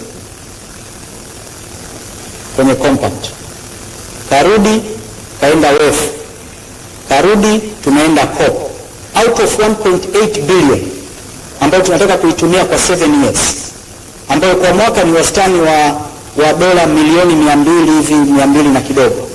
Sasa hivi tayari tumeshafanikisha upatikanaji wa dola milioni 610 kwa ajili ya kwenda kufanya program ya wakulima wadogo ya kuachimbia visima.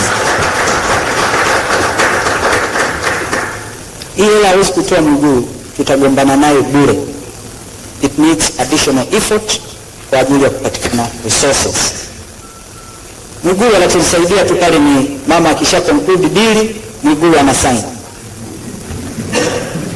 Na sasa hivi tunaongea na Majid, yeye ndio approved agent wa GCF, ana dola milioni 200, ana dola milioni 200 za climate fund.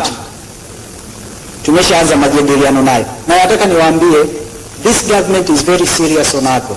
For the first time by next year, wakulima wote wanaotumia mbolea nchi hii watapata insurance.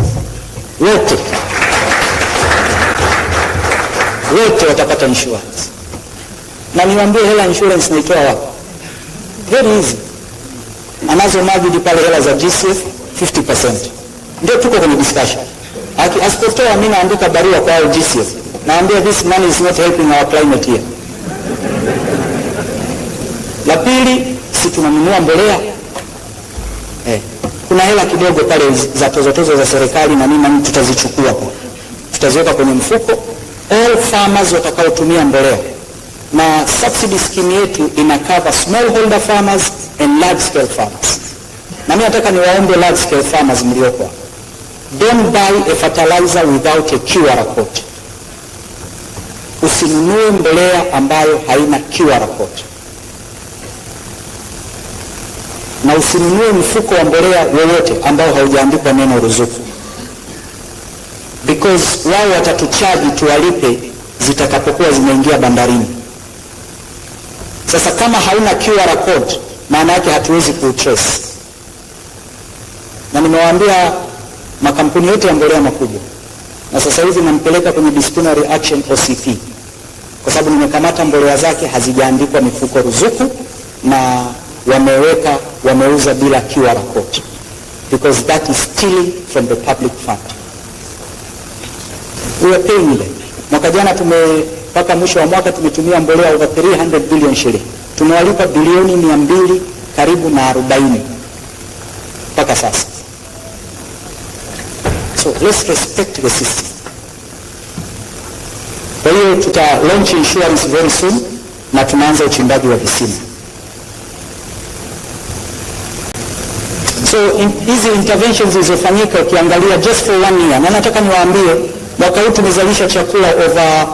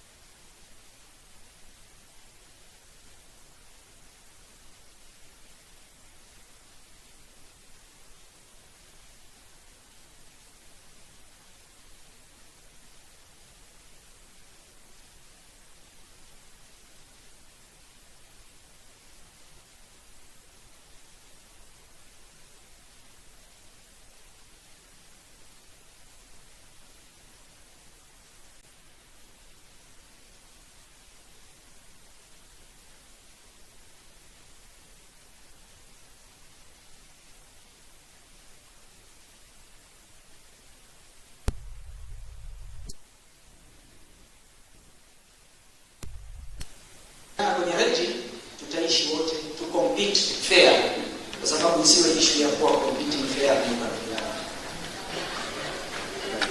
So you can see the exports ya mazao.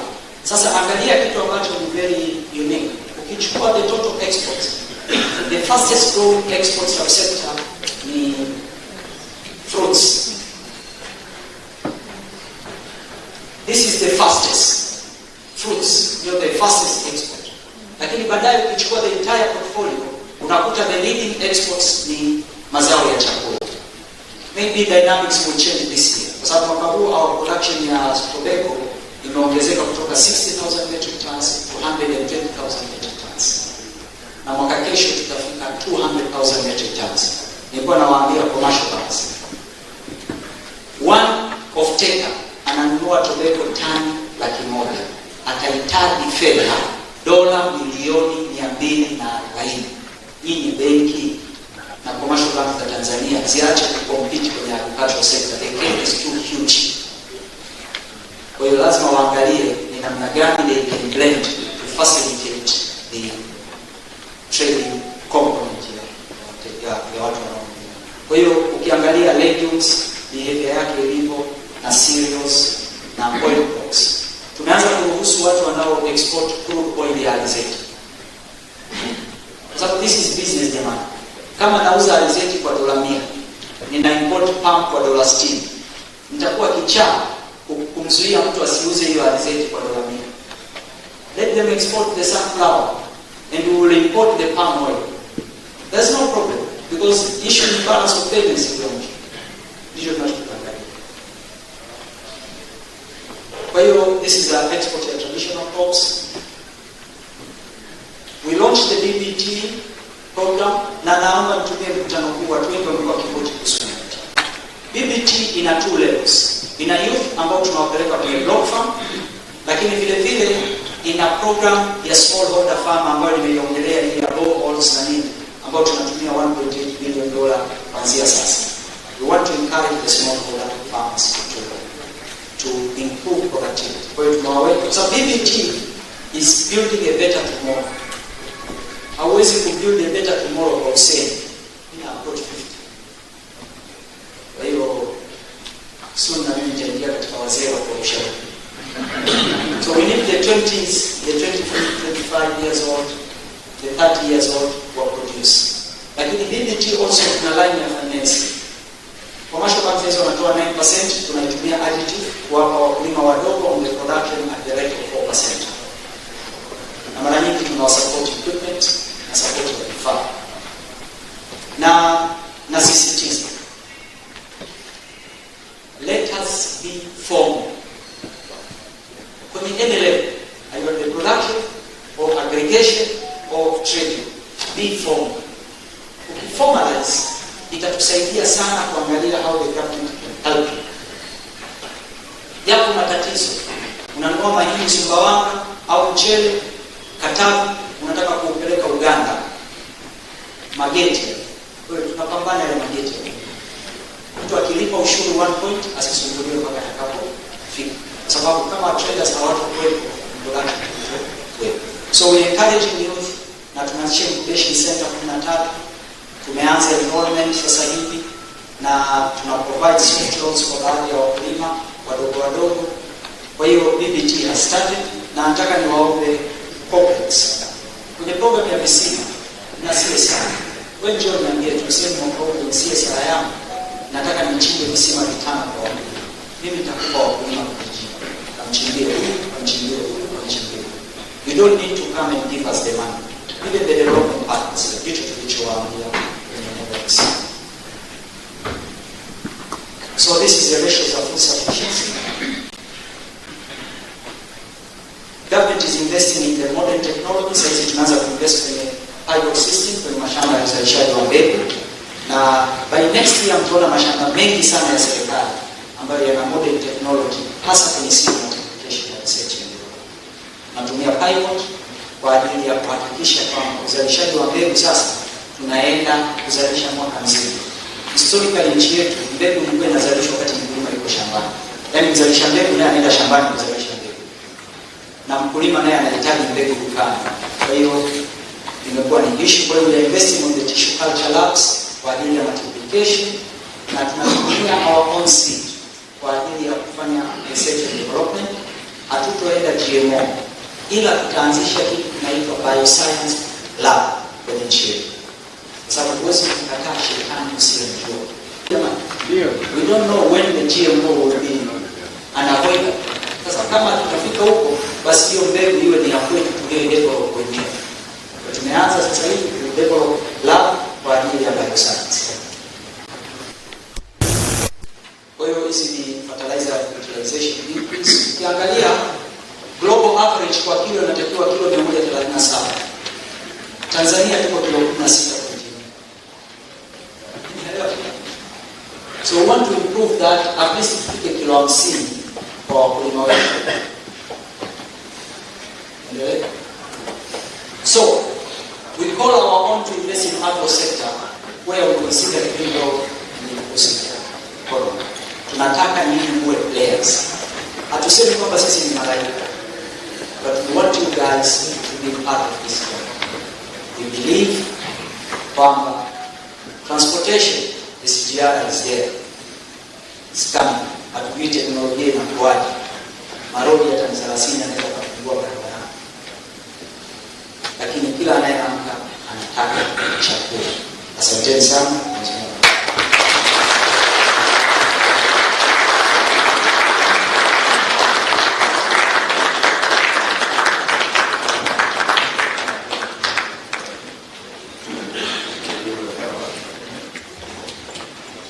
Jamhuri ya Muungano wa Tanzania. Jamhuri ya Muungano wa Tanzania. Tumeziona fursa. Have we seen the opportunities? Let's give another big round of applause if we've seen the opportunities. Nashukuru sana. Nimkaribisha sasa Mheshimiwa Waziri wa Nchi Ofisi ya Rais, Mipango na Uwekezaji, ili tuanze sasa kupata commitments kutoka mipango na uwekezaji. Akiwa anakuja, na baada ya hapo tutapata pia kusikia commitment kutoka kwa Mheshimiwa Waziri wetu wa Fedha, na baada ya kupata commitment kutoka Waziri wa Fedha tutawasikia wasilisho kutoka BOT, alafu tutaanza sasa majadiliano. Karibu sana Mheshimiwa Waziri, karibu.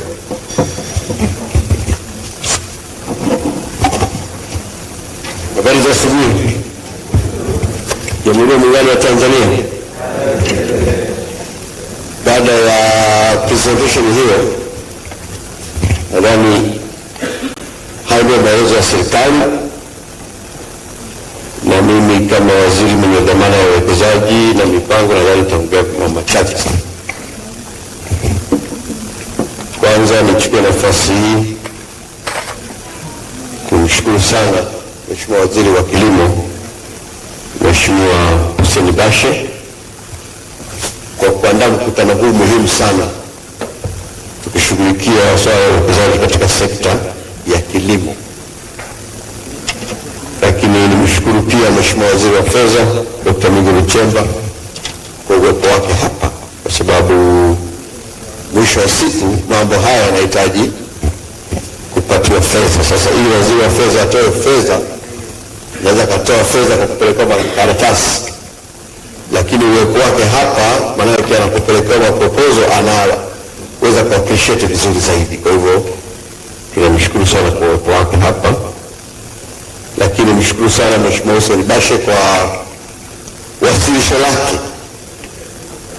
It is very rare for a minister to have such a wide ranging and very deep presentation. Kwa hivyo hiyo inaonyesha ni kwa kiwango gani, sio kwamba anaielewa sekta yake, lakini he has the passion for what he is doing. I think that is very important. Na mambo hayo ukitaka kuyafanya vizuri uwe na passion nayo. Bila kuwa na passion kidogo na kwa changamoto. Watakuletea presentation ya wataalamu wetu hapa, but you can see that presentation is not just he did not just present, he actually offered it, and I think that is critical. Kwa hiyo nashukuru sana.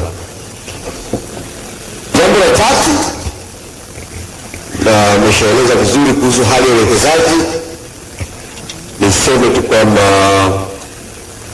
investment trend ambayo tunakwenda nayo kwa ujumla wake, na vijana wetu wa TFC wamekuwa wakitoa update na wote tunazijua, the trend is very much upward, which is very good. FDIs pia zinaongezeka na miradi ya ndani pia inaongezeka. I think ile kota ya mwisho watu wa TFC wanaonyesha kwamba kwa ujumla wake Watanzania pia wanazidi kuchangamkia fursa, although we think this is going to continue. Our attention now is actually to be able to not just promote investment, but also promote and attract quality investment. I think that is critical. Issue of quality investment is very, very important. Lakini pia understanding kwamba hakuna nchi yote ambayo imeendeleza watu kutoka nje. Our focus is really to be able to promote and push local investors. Hili ni muhimu sana, ndio maana mkutano huu unakuwa na umuhimu wa kipekee. Hilo ni jambo la tatu ambalo nataka niseme. Na katika miradi ya uwekezaji, kilimo kinachukua nafasi kubwa. Nadhani kwa sasa kwa kota takwimu tunazo, for many years sekta ya kilimo ndio ilikuwa inaongoza sana kwenye kuvutia wawekezaji, lakini of recent, which is very good news also, the manufacturing sector is taking a very big position. Lakini ndani ya manufacturing value addition kubwa inatokana na raw materials za kilimo. Kwa hivyo hilo ni jambo ambalo nashukuru na kwenda vizuri. Jambo la nne ambalo tulimaliza nalo, ameeleza vizuri issues kwenye investment kwenye kilimo. Of course, issue number one is ardhi, regarding availability, swala la migogoro, swala la urasimu wa kupatikana kwa ardhi. Hayo mambo ambayo tunashughulika nayo, na mwelekeo wa serikali ni kwamba tunataka tupime ardhi kwa ajili ya uwekezaji. We want to demarcate land for investment so that when investors come, we have land available for that. Instead of now, you really have to struggle kutoka upate ardhi ya kijiji, tuibadilishe iwe ya jumla, isajiliwe na TIC, upewe derivative right kama ni kutoka nje. So that is we want to simplify the process in this one. And we have agreed with our colleagues from the Ministry of Land to ensure that we create investment land bank that is going to be available for investment in different areas. I think that is something that we are going to be working on. And the second one, I think Hussein was so informality, there is a lot of informality in the agricultural sector. And this is a problem because, well, they cannot access facilities, including financing, but even more importantly, we are not able to tap them into the main economic mainstream. So that is an area that we are working on. The third one, which is an issue, is the business and investment environment, the climate. I think this is critical that we keep on working. The last point that I wanted to spend a little bit of time in coupling with what my colleagues said a few minutes ago is for the present and prospective investors to understand which direction are we taking in terms of economic growth and development. I think that is important. Because at the end of the day, whatever you do, you will be contributing to the main goal. Lazima kuelewe lengo kuu ni nini. Ameshasema vizuri. We want the economic growth story for this country over the past 20 years, we know. Tumekuwa kikua vizuri sana, 6%. Inflation rate has always been single digit, I think with the exception of only 2 years, 2018 and 2019, ambapo ilikuwa double digit kwa sababu ya wakati wa mambo ya kiuchumi ya kidunia. Otherwise, all the necessary microeconomic fundamentals, they are within the acceptable range. The problem, they have been two, mainly. One is that you see an economic growth which is not generating employment at a respectable rate. And that is a problem because kama uzalishi ajira, hakuna namna unaweza kuzungumzia kupunguza umaskini. Umaskini unapunguza kwa kuzalisha ajira. Poverty reduction equals employment generation. Kwa hiyo hii lazima kwa hivyo we are paying very close attention when you bring your investment here. This is why TIC will always raise the data in terms of how many employment opportunities we're going to generate from the investment. To us, that is consideration number one. Kwa sababu ukishazalisha ajira maana kuna punguza maskini wao. People will have access to income. If people have access to income, ndio kupunguza maskini wenyewe huko. Kwa hiyo ni issue kubwa sana ambayo tunaiangalia, and going forward that is going to be the attention, even with the vision 2050 plus that we are trying to develop. Issue of employment is going to be at the center stage. So that is number one. Two, we see quite a respectable increase in terms of export from less than 1 billion USD 20 years ago to close to 6 billion USD presently in terms of export. Kwa hivyo, that is quite a reasonable increase. But the problem is that that export has mainly been dominated by two things. One, export of non-value added items, raw materials. And in the reading of various literature, I do not recall a country that seriously developed by exporting raw stuff. So the problem number moja kubwa sana ambayo inatufundisha kutokana na miaka 20 iliyopita, kwamba mnaona kabisa mauzo nje ya nchi yanaongezeka, lakini mnauza nini ni tatizo kubwa. Lakini ya pili katika hilo ni kwamba mauzo yanatoka kwenye nini? Mauzo yetu miaka 20 iliyopita tuliuza sana mazao. Kuna kipindi nchi ya 50% ya mauzo yote ilikuwa ni kule zao moja la mkongo ndio iliconstitute mazao kwenye export value. Lakini 20 years later, as we speak, karibu 40% ya mauzo yetu ni madini, especially dhahabu.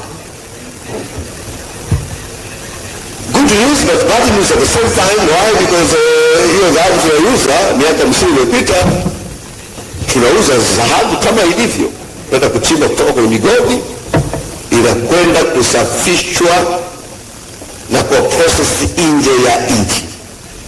It is bad news because you are exporting jobs, you are exporting money. Kwa hiyo ni eneo ambalo tumejifunza katika miaka hii 20 ya maendeleo uchumi wetu, na going forward tunataka kubadilisha hiyo scenario. Sasa hivi green energy sector duniani, they need 34 what they call critical minerals, depending where you are. In somewhere they call critical raw materials, but anyway, these the critical precious minerals which are needed for the green energy sector, the green industrialization. Out of 34 confirmed, we have 10 in Tanzania. Sasa itakuwa nchi ya ajabu tukiusa utaratibu uliotumika miaka 50 iliyopita, tukasafirisha madini yetu yakatengeneza betri ile ya nchi. Tumezungumza na wawekezaji, nataka waje hapa tuzungumze nao, angalau tufanye sio full processing, at least some processing. Jalisha ajira hapa, value addition ifanyike hapa. Kwa hivyo pia kwenye upande wa mazao kwa kweli, kwa maana commercialization, our focus going forward is really value addition of our agricultural products, ili tusafirishe vitu ambavyo tumeshavifanyia utaratibu hapa. Kwa stories zingine hizi inaweza kufanyika Kenya wapi kidogo inasumbua. Kwa hiyo direction ambayo tunaenda nayo, na tumeomba sana wawekezaji wetu waielewe, na hasa wawekezaji wa ndani, sababu nyinyi ndio wa Tanzania ambao ndio mtaelewa story, lakini tuwaombe marafiki zetu kutoka nje watuelewe katika eneo hilo kwamba the language going forward for this country, it is really about value addition of all the products, and in this case the agricultural product. Bwana Mheshimiwa ameeleza vizuri mambo yote ambayo tunayafanya. The last point is which is my responsibility, is the question of economic freedom. You can have a lot of stories why Africa and Tanzania have been part of that. Development has not been that much faster. A lot of factors. Now, a lot of barriers has got to be done hapa. Lakini really, if you ask me, issue kubwa sana hapa ni swala la uhuru wa kufanya biashara. Nchi zetu za Afrika ikiwemo nchi yetu Tanzania, swala la kufanya biashara ni changamoto kubwa, na nafurahi kwamba viongozi wenzangu na watumishi wenzangu wa umma na serikali tume humu ndani. Kama kuna eneo la kufanyia kazi haraka sana na tumepata fursa, Mheshimiwa Rais analiunga mkono, ni swala la kutengeneza uhuru wa kufanya biashara katika nchi hii. Hili ni eneo ambalo tunaenda kupambana nalo. Kwa hivyo mtatuona, mtatusikia tukizungumza, na mambo mengi ya kufanya. Moja ya ni kwamba we do still over-regulate our business. Over-regulation is a poverty creator. We want to deal with poverty properly. We must deal with over-regulation in the business. Watu wafanye biashara kiurahisi. We want to formalize our businesses. Please, we have to deal with the question of over-regulation. Kwa sababu kama mazingira ni magumu, atakuwa na interest ya formalize. Now, my friends in TRA, you want to increase tax base? Wanaolipa kodi Tanzania ni wachache mno, waziri wa fedha yuko hapa. Milioni 3. Please. Sasa, mimi am not an economist, I'm not a finance expert, I'm not a tax expert, but it is common sense. Kwamba if the business environment is difficult, it will be difficult for people to pay taxes. Simple. We have the stories from China, right? And from India. India, mpaka anayeomba pega anakuambia hela yake naomba umlipe kwa M-Pesa. Ameweka kwa mkanda, panaomba anabeki hapo, ameweka mkanda. If you have to pay, lipa. On the mainstream. Simplifying payment na kupunguza hizi contact. Kwa hivyo tunazungumzia kwa tax base yetu 11 to 12 tax GDP ratio is very small, my friend. Tutatoa wapi hela za kuendesha nchi kama kodi inataka chini kiasi hiki? Nchi nyingi zimeshaenda kwa 20, ndio nasema jana Europe sometimes zinaenda kwa 40 something tax to GDP ratio. Hapa kwetu 11, na Kenya imefika kuelekea 60%. Kwa hivyo different things have to begin being faced from all angles. Kwa hivyo nadhani swala la mazingira ya biashara. Kwa hivyo ile hatua ambayo tumechukua juzi ya kuanza kuunganisha mataasisi na kufuta baadhi ya mataasisi ya umma moja ya lengo ni kupunguza overregulation, kwa sababu taasisi zetu nyingi, waheshimiwa, zilianzishwa wakati wa state-based economy, kipindi cha serikali ikihozi uchumi, tukaenda nayo.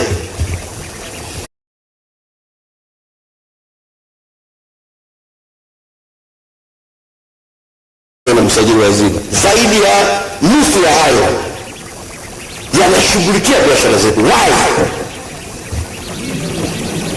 Hatuwezi kuwa na namna hiyo. Kwa hiyo mataasisi mengi tumepata heshima na ridhaa ya Mheshimiwa Rais, anataka kufanya mapinduzi makubwa sana katika uendeshaji wa sekta ya umma, ikiwemo mashirika na taasisi za umma. Kwa hivyo mengi yatauawa kabisa, lakini nia yetu ni kwamba tuweze kutengeneza uhuru wa kufanya biashara. Watu wote kufanya biashara watazalisha ajira. Watu wote kupata ajira, tutaondoa maskini. Hakuna namna kuondoa maskini nje ya ajira. Na ajira tulishasema hapa, Mheshimiwa Waziri wa Fedha anafahamu, katika ajira 100 tunazozalisha, ajira 5 peke yake kutoka serikalini, 9 kutoka sekta binafsi. Sio NGO hizo, NGO ni chache kama sisi. 95 ni biashara. Sasa hiyo ndio biashara, lazima tu-encourage kufanya biashara. Hili ni jambo eneo moja ambayo sisi kama serikali nataka niwape commitment kama alichoomba Mheshimiwa Hussein Bashe. Commitment yetu ni kwamba moja, mimi kama waziri wa sekta ya uwekezaji tutaendelea kutengeneza mazingira mazuri ya uwekezaji ili watu wafanye biashara, wafanye uwekezaji. Lakini pili, commitment yetu kwamba tutaendelea kutengeneza mazingira ya kufanya biashara, uhuru wa kufanya biashara. Kama mna mawazo yenu mnakutoka nifidi tu, kwa hiyo hata kukusiuzi. Mimi na shauri yote nimekaa kwenye taaluma, huko ndio tufahamu. Biashara yenu mnajua. Kama kuna mazingira nataka tusaidie ya kuweka mazingira mazuri ya biashara, hasa swala la uhuru wa kufanya biashara. Please bring your ideas. We have the support from the highest level, from High Excellency. Our role, me and my colleagues, is to ensure that we implement sensible policies so that we are able to free our businesses and increase doing business in our country. So bring those very good ideas. But the last one, which is for you, sisi tukifanya bidii huku ya kutengeneza mazingira mazuri kufanya biashara, please pay our taxes. That is critical. Nimevaa suti hapa ya kijamaa, it is because somebody pays my salary. Salaries are coming from taxes. So we as a government will do our responsibility. Can we also ask you to please pay our taxes so that we are able to do our jobs, we are able to provide services. Ili Mheshimiwa Rais apate halali wote huu, lazima tupeleke huduma kwa wananchi, tujenge mabarabara, tufanye hospitali. Kuna mambo ambayo serikali lazima ifanye. Sasa hayo yanafanya kutoka kwenye taxes. Kwa hivyo swala la tax compliance I think is critical. I was doing analysis. Our taxes are not the highest in the region. They are reasonably very low, and the only thing we have to do is to ensure that the tax payment system becomes easier, becomes friendly, which is what our Excellency is doing. So kulipa kodi ni swala la msingi kabisa ili tuweze kufanya yote haya, kwa sababu ni muhimu. Lakini mtusaidie how to formalize businesses ili tax base yetu iweze kuongezeka. Kwa hayo makubwa, na nimesema hapa kwamba nguzo yetu kubwa ni kwamba tutaendelea to increase the participation of the private sector in our economy. And my role as a minister responsible for planning and investment, even when I check on this presentation, the key question I'm asking is that if it can be done by the private sector, let it be done by the private sector. So if these guys, when they bring plans to me, I check on them. criterion that I'm looking at. Can this thing be done by the private sector? If it is yes, please let us not do it as the government. Kwa swala la private sector sisi kwetu ni muhimu kabisa. Tufanye yale mambo ambayo traditionally the private sector cannot be able to do. Kama tunajenga SGR, kwa sababu tunajua private sector haiwezi kujenga SGR leo. Kwa sababu nyinyi wanataka kutengeneza faida hapa. Sisi tutatengenezea vizuri SGR, lakini nyinyi ndio muendeshe SGR. Hiyo ni muhimu, muendeshe nyinyi. Sisi hatuwezi kuendesha hiyo. Sababu tunajua nyinyi mnataka kuendesha vizuri kuliko. Kwa hiyo on behalf of my colleagues, from the investment point of view and from the planning point of view, I want to assure you that we are doing all that we can to ensure that you have the right environment to be able to invest and to be able to do business and to be able to generate money. Because we believe if we do that, you will be able to generate employment, which is a very important route for us to be able to reduce poverty. So karibuni sana, asanteni, Mungu awabariki.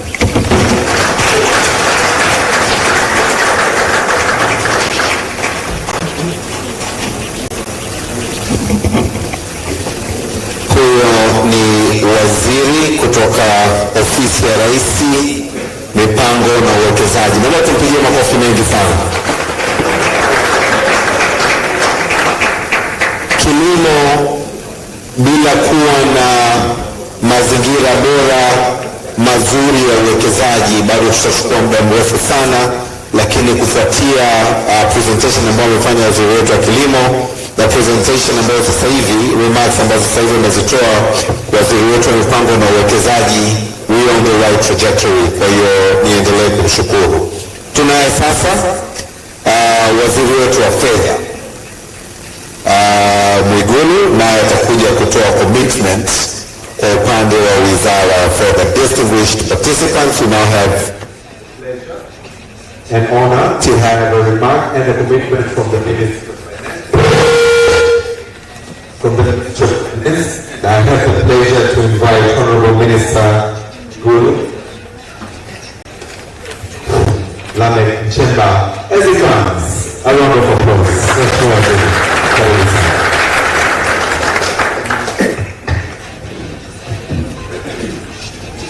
Mheshimiwa Hussein Bashe, waziri wa kilimo, kaka yangu Profesa Kitila Mkumbo, waziri ofisi ya Rais, mipango na uwekezaji, wakuu wa taasisi za umma na sekta binafsi, natambua uwepo wenu na natambua heshima zenu, wawekezaji, wafanyabiashara, waandishi wa habari, wageni waalikwa, mabibi na mabwana. Mimi nawasalimu kwa jina la Jamhuri ya Muungano wa Tanzania. Nimetambua uwepo wa watumishi wenzetu wa serikali wote walioko hapa, wakiwakilishwa na wakiongozwa na katibu mkuu wa Wizara ya Kilimo. Baada ya ndugu zangu hawa kuwa wamewasilisha kwa kirefu, naamini mimi walichokuwa wanataka kutoka upande wetu wa Wizara ya Fedha ni commitment, na mimi nitafanya hivi. Lakini kabla sijaweka hiyo commitment, nitoe maneno ya utangulizi kwa lugha rahisi sana kuhusu hiki ambacho Wizara ya Kilimo inafanya. Na tukishaelewa hiki kinachofanyika, itakuwa nzuri sana kwa Watanzania wote kwenda katika uelekeo huu. Mheshimiwa Rais anachokifanya kwa kupitia sekta hii ya kilimo, analenga kushughulikia masuala ya msingi ambayo msingi ndio yamesalia katika baadhi ya matatizo hapa nchini kwetu. Moja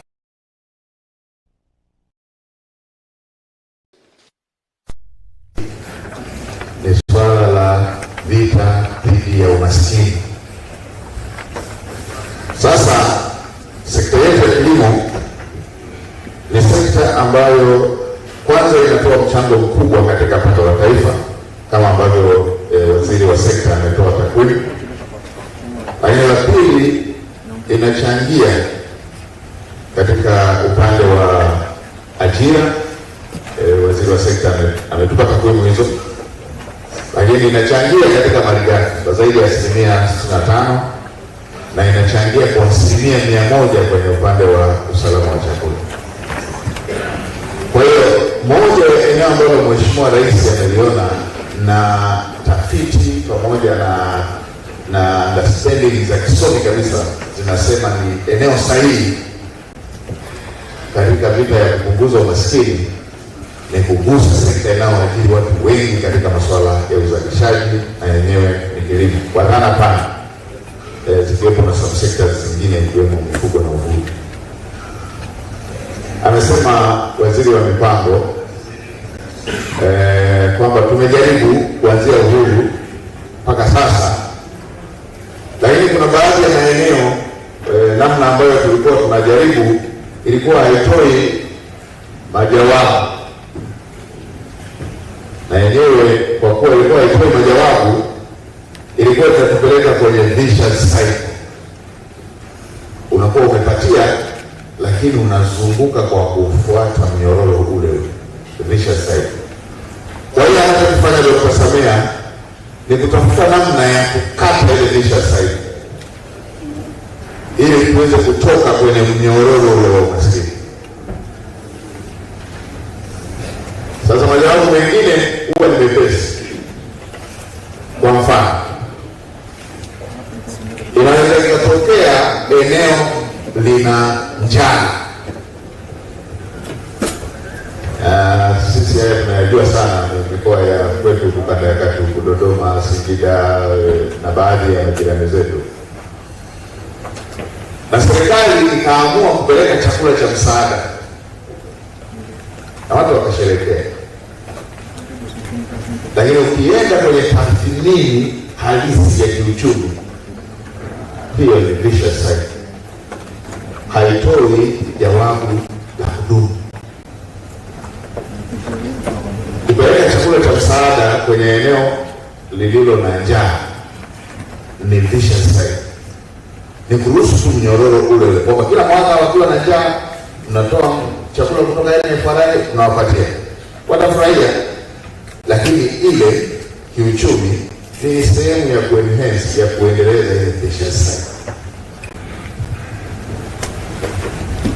Lakini la pili, naweza kusema kwamba mwaka huu hatutakula chakula cha njaa, kwa sababu kutoa chakula cha njaa ni kuenhance vicious cycle.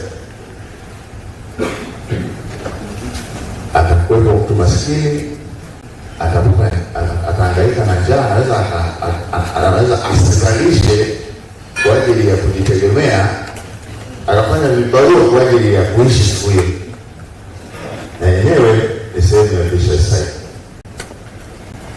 Sasa kuikata vicious cycle ndio hiki ambacho Dr. Samia alielekeza na kimeanza, kwamba kama wakizalisha mara moja kwa kutegemea mvua, kwa kutumia mbegu duni, kwa kutumia zana za uzalishaji duni na kwa kutumia mbolea, wanapata njaa, basi eneo lile liwe na irrigation ili wazalishe mara 3. Hiyo inaweka jawabu ambalo ni sustainable, ambalo ni endelevu la tatizo la njaa katika eneo hilo. Ndio maana irrigation schemes zinazojengwa sasa zinaanzia kwenye zile zilizo kubwa mpaka zile zilizo ndogo. Budget ambayo imeenda kwenye irrigation ni kubwa ya historia ambayo haijawahi kutokea, na irrigation zinazojengwa kubwa na za mfano ambazo zimejengwa. Kwa hiyo hii ni kitu ambacho watu wote wanatakiwa, Tanzania wote wanatakiwa waione hiyo dira katika sura hii. Kwa hiyo sisi kama Wizara ya Fedha tutaendelea kutekeleza maelekezo hayo ya Mheshimiwa Rais ili iweze kutimia ya kukata huo mnyororo wa umaskini, kutoa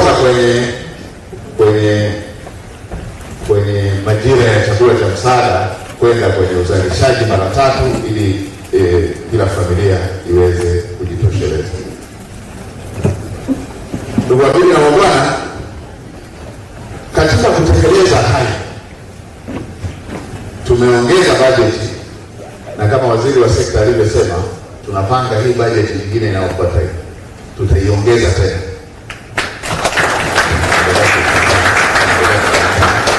Tunaendelea kufanyia mchakato huo. Juzi tulipopeleka bajeti ya awali, moja ya eneo rais aliuliza ilikuwa ni kwenye sehemu ya bajeti ya maendeleo, na moja ya eneo alilosisitiza anasema sitaki kuona hiyo inashuka kwenye maeneo haya ya msingi yanayosimamia sekta za uzalishaji. Tulirudi tunajipanga upya na tunaamini kile alichokisema waziri wa sekta tutaweza kufikia. Eneo la pili, hii ilikuwa ni kwenye upande wa kilimo pase. Eneo la pili amesema waziri wa mipango Profesa Kitila, amesema na waziri wa kilimo, ni kuongeza mauzo yanayotokana na kilimo. Kwetu sisi mauzo ya nje ni komponenti ya muhimu sana katika uimara wa uchumi, kwa sababu yanadetermine uimara wa shilingi ya kwetu. Currency yoyote inakuwa determined pia na wewe unauza nini, vis-a-vis unaagiza nini kutoka. Sasa moja ya sekta ya kimkakati ambayo tunaitegemea ni kilimo kwa dhana pana. Sasa katika eneo hili pia kama lile nililosema la Bashe site, kwenye eneo hili pia kuna baadhi ya maeneo watu bado wanachanganya, ili muweze kuelewa kwamba serikali iliona kwamba kuna tatizo somewhere tunavyoenda, kama huku tulikokuwa kwenye ama kwenye chakula cha msaada ama pasiwe na chakula cha msaada, bila kuweka suluhisho linalomtoa mtu kwenye njaa. Hata huku hivyo hivi, hata majuzi, hata ninyi huku wako ambao walikuwa wanaiona hivyo hivyo kwamba sasa mbona dola zinakuwa kidogo sana, mbona dola hazipatikani, mbona dola hazipatikani. Wengine walikuwa hata wanasema benki kuu kwa nini haitoi dola?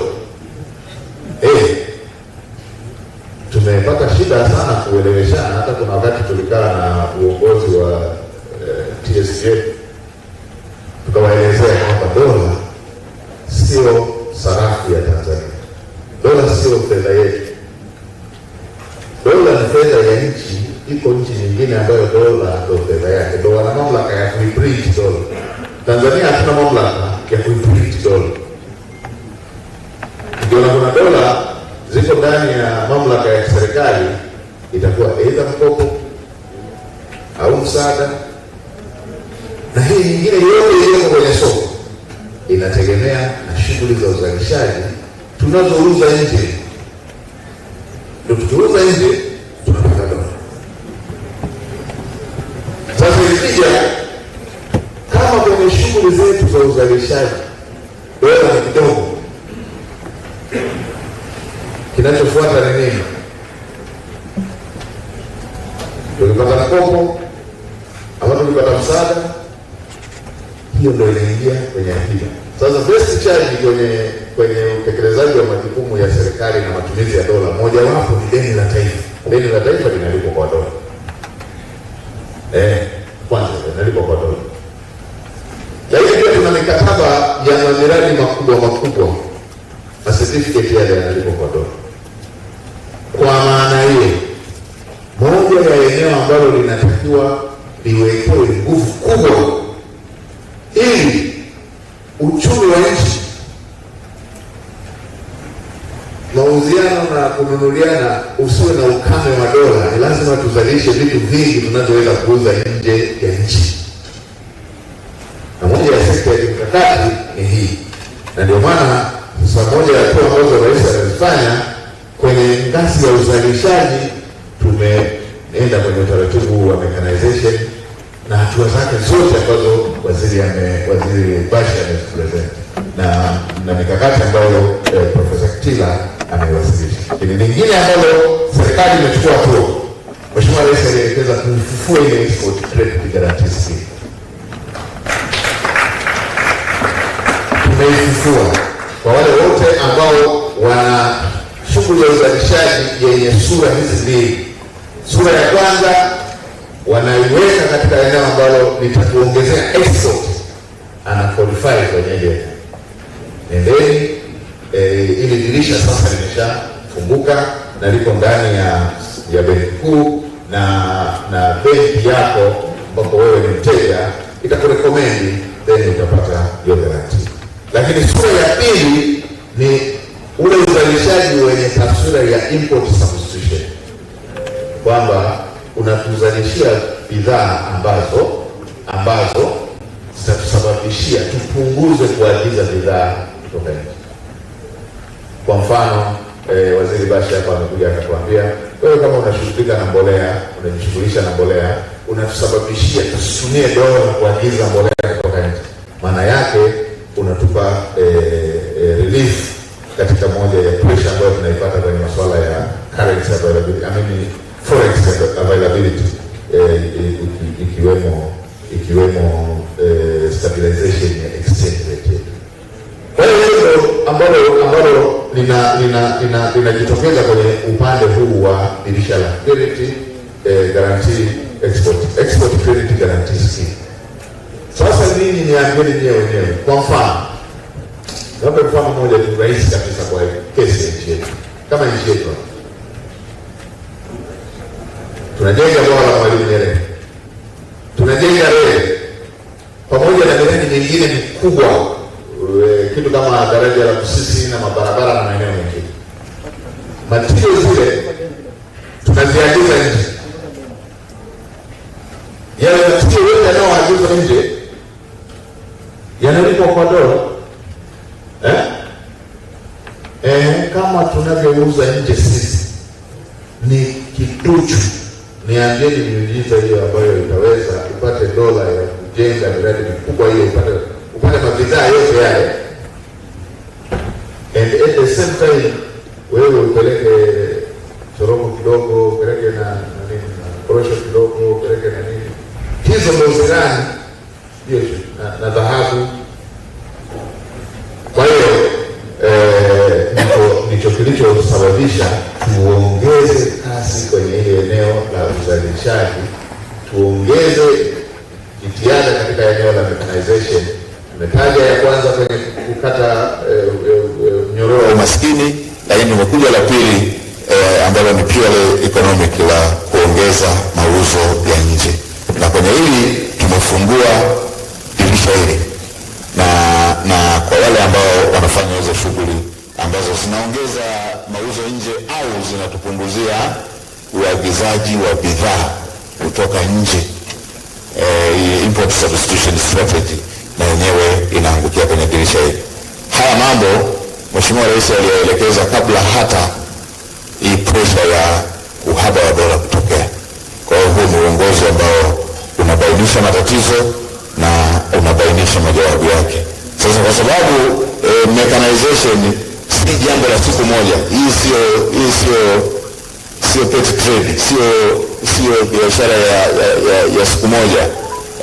Schemes zinatakiwa zijengwe, pamoja na mechanization inatakiwa ifanyike. Hata mbegu kama ambavyo amesema waziri wa sekta haizalishwi ndani ya siku moja na siku hiyo hiyo ikaanza kutumika. Ni hatua ambayo tumeona kwenye takwimu ambazo tumezipewa hapa leo. Sasa moja kubwa ambalo nimesema kule kwenye kuondoa kukata mnyororo wa umaskini, lakini niseme na hapa, Watanzania lazima tujiamini. Rais anataka wananchi wake wamiliki uchumi.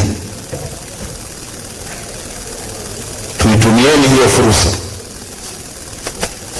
Juzi niliongea wakati naongea na maafisa wa ugavi na maafisa ununuzi Na the other day niliongea wakati naongea na wale wa pandarasi. Lazima tutumie fursa hii.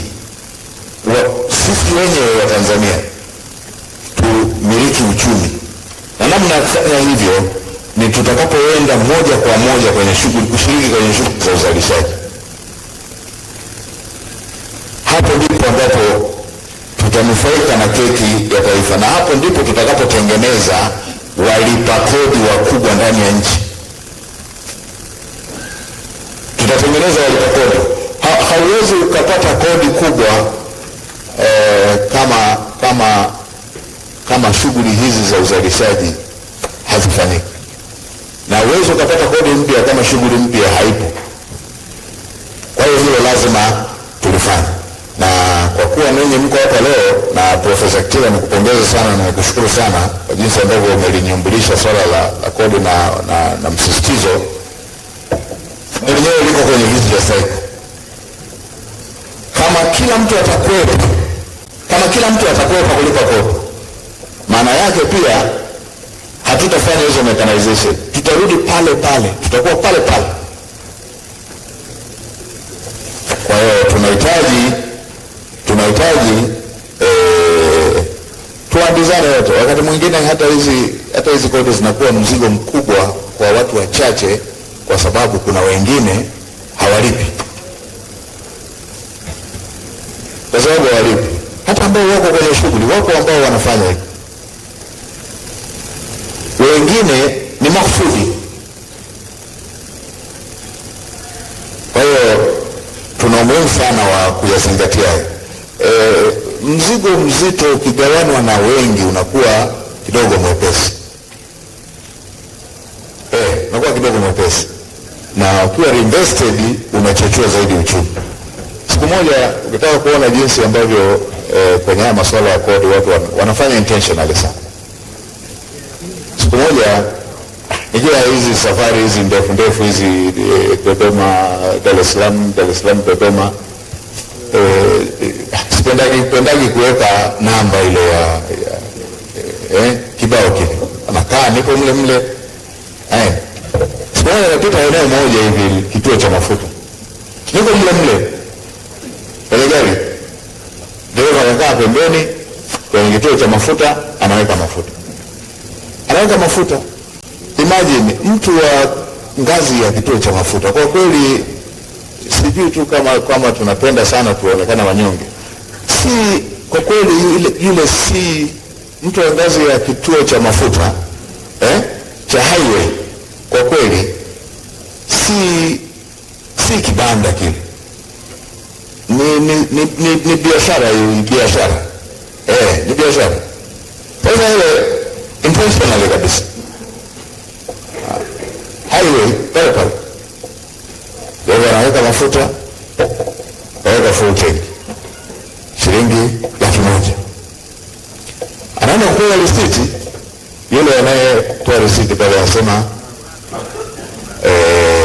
kwa wiki sasa mashine yetu inapunguza 1,000. Kwa hiyo ukitoa 100,000 unapata risiti ya 10,000. Ukitoa 10,000, ukinunua 10,000 unapata risiti ya 1,000. Ukinunua 2,000 unapata ya 200. Ukinunua 200,000 inapunguza 0 nyingine, unapata 20,000. Jinsi ile mashine ambavyo imeharibika kwa akili vile, yani fedha yeye.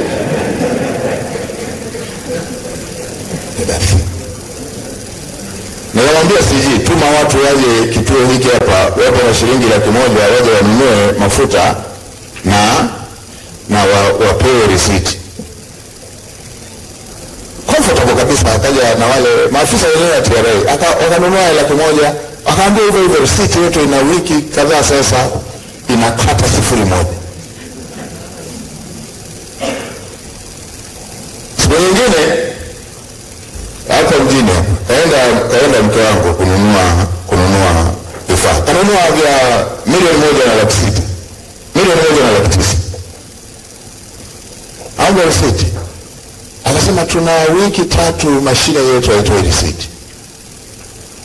namwambia chukua namba yangu sasa, itakavyotoa receipt unitumie, andika jina, kataja jina lake, kaweka na Mwigulu Nchemba. Sema na Mwigulu na Mwigulu, ngoja tujaribu labda wewe na bahati.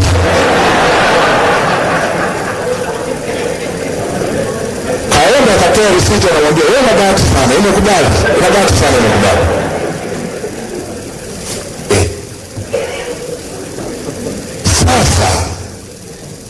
Sasa vitu vya aina hii ni vitu vya aina hii vinasababisha wale waaminifu sana wanaolipa kodi waumie.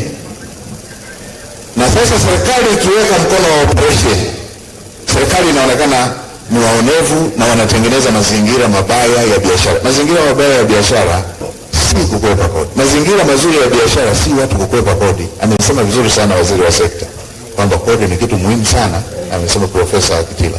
Kodi ni kitu muhimu sana ili tuweze kufanya mechanization hizi za kutengeneza mazingira mazuri ya biashara. Leo hii ninyi wenyewe mnaona tuna vitu vingi sana ambavyo nyinyi mmeona jinsi ambavyo rais amejitahidi sana. Watu wengi sana mlikuwa mnaingia gharama kubwa sana, hata kwenye masuala tu ya umeme na viwandani. Mnaingia gharama kubwa sana. Kila sehemu kupita generator inaunguruma.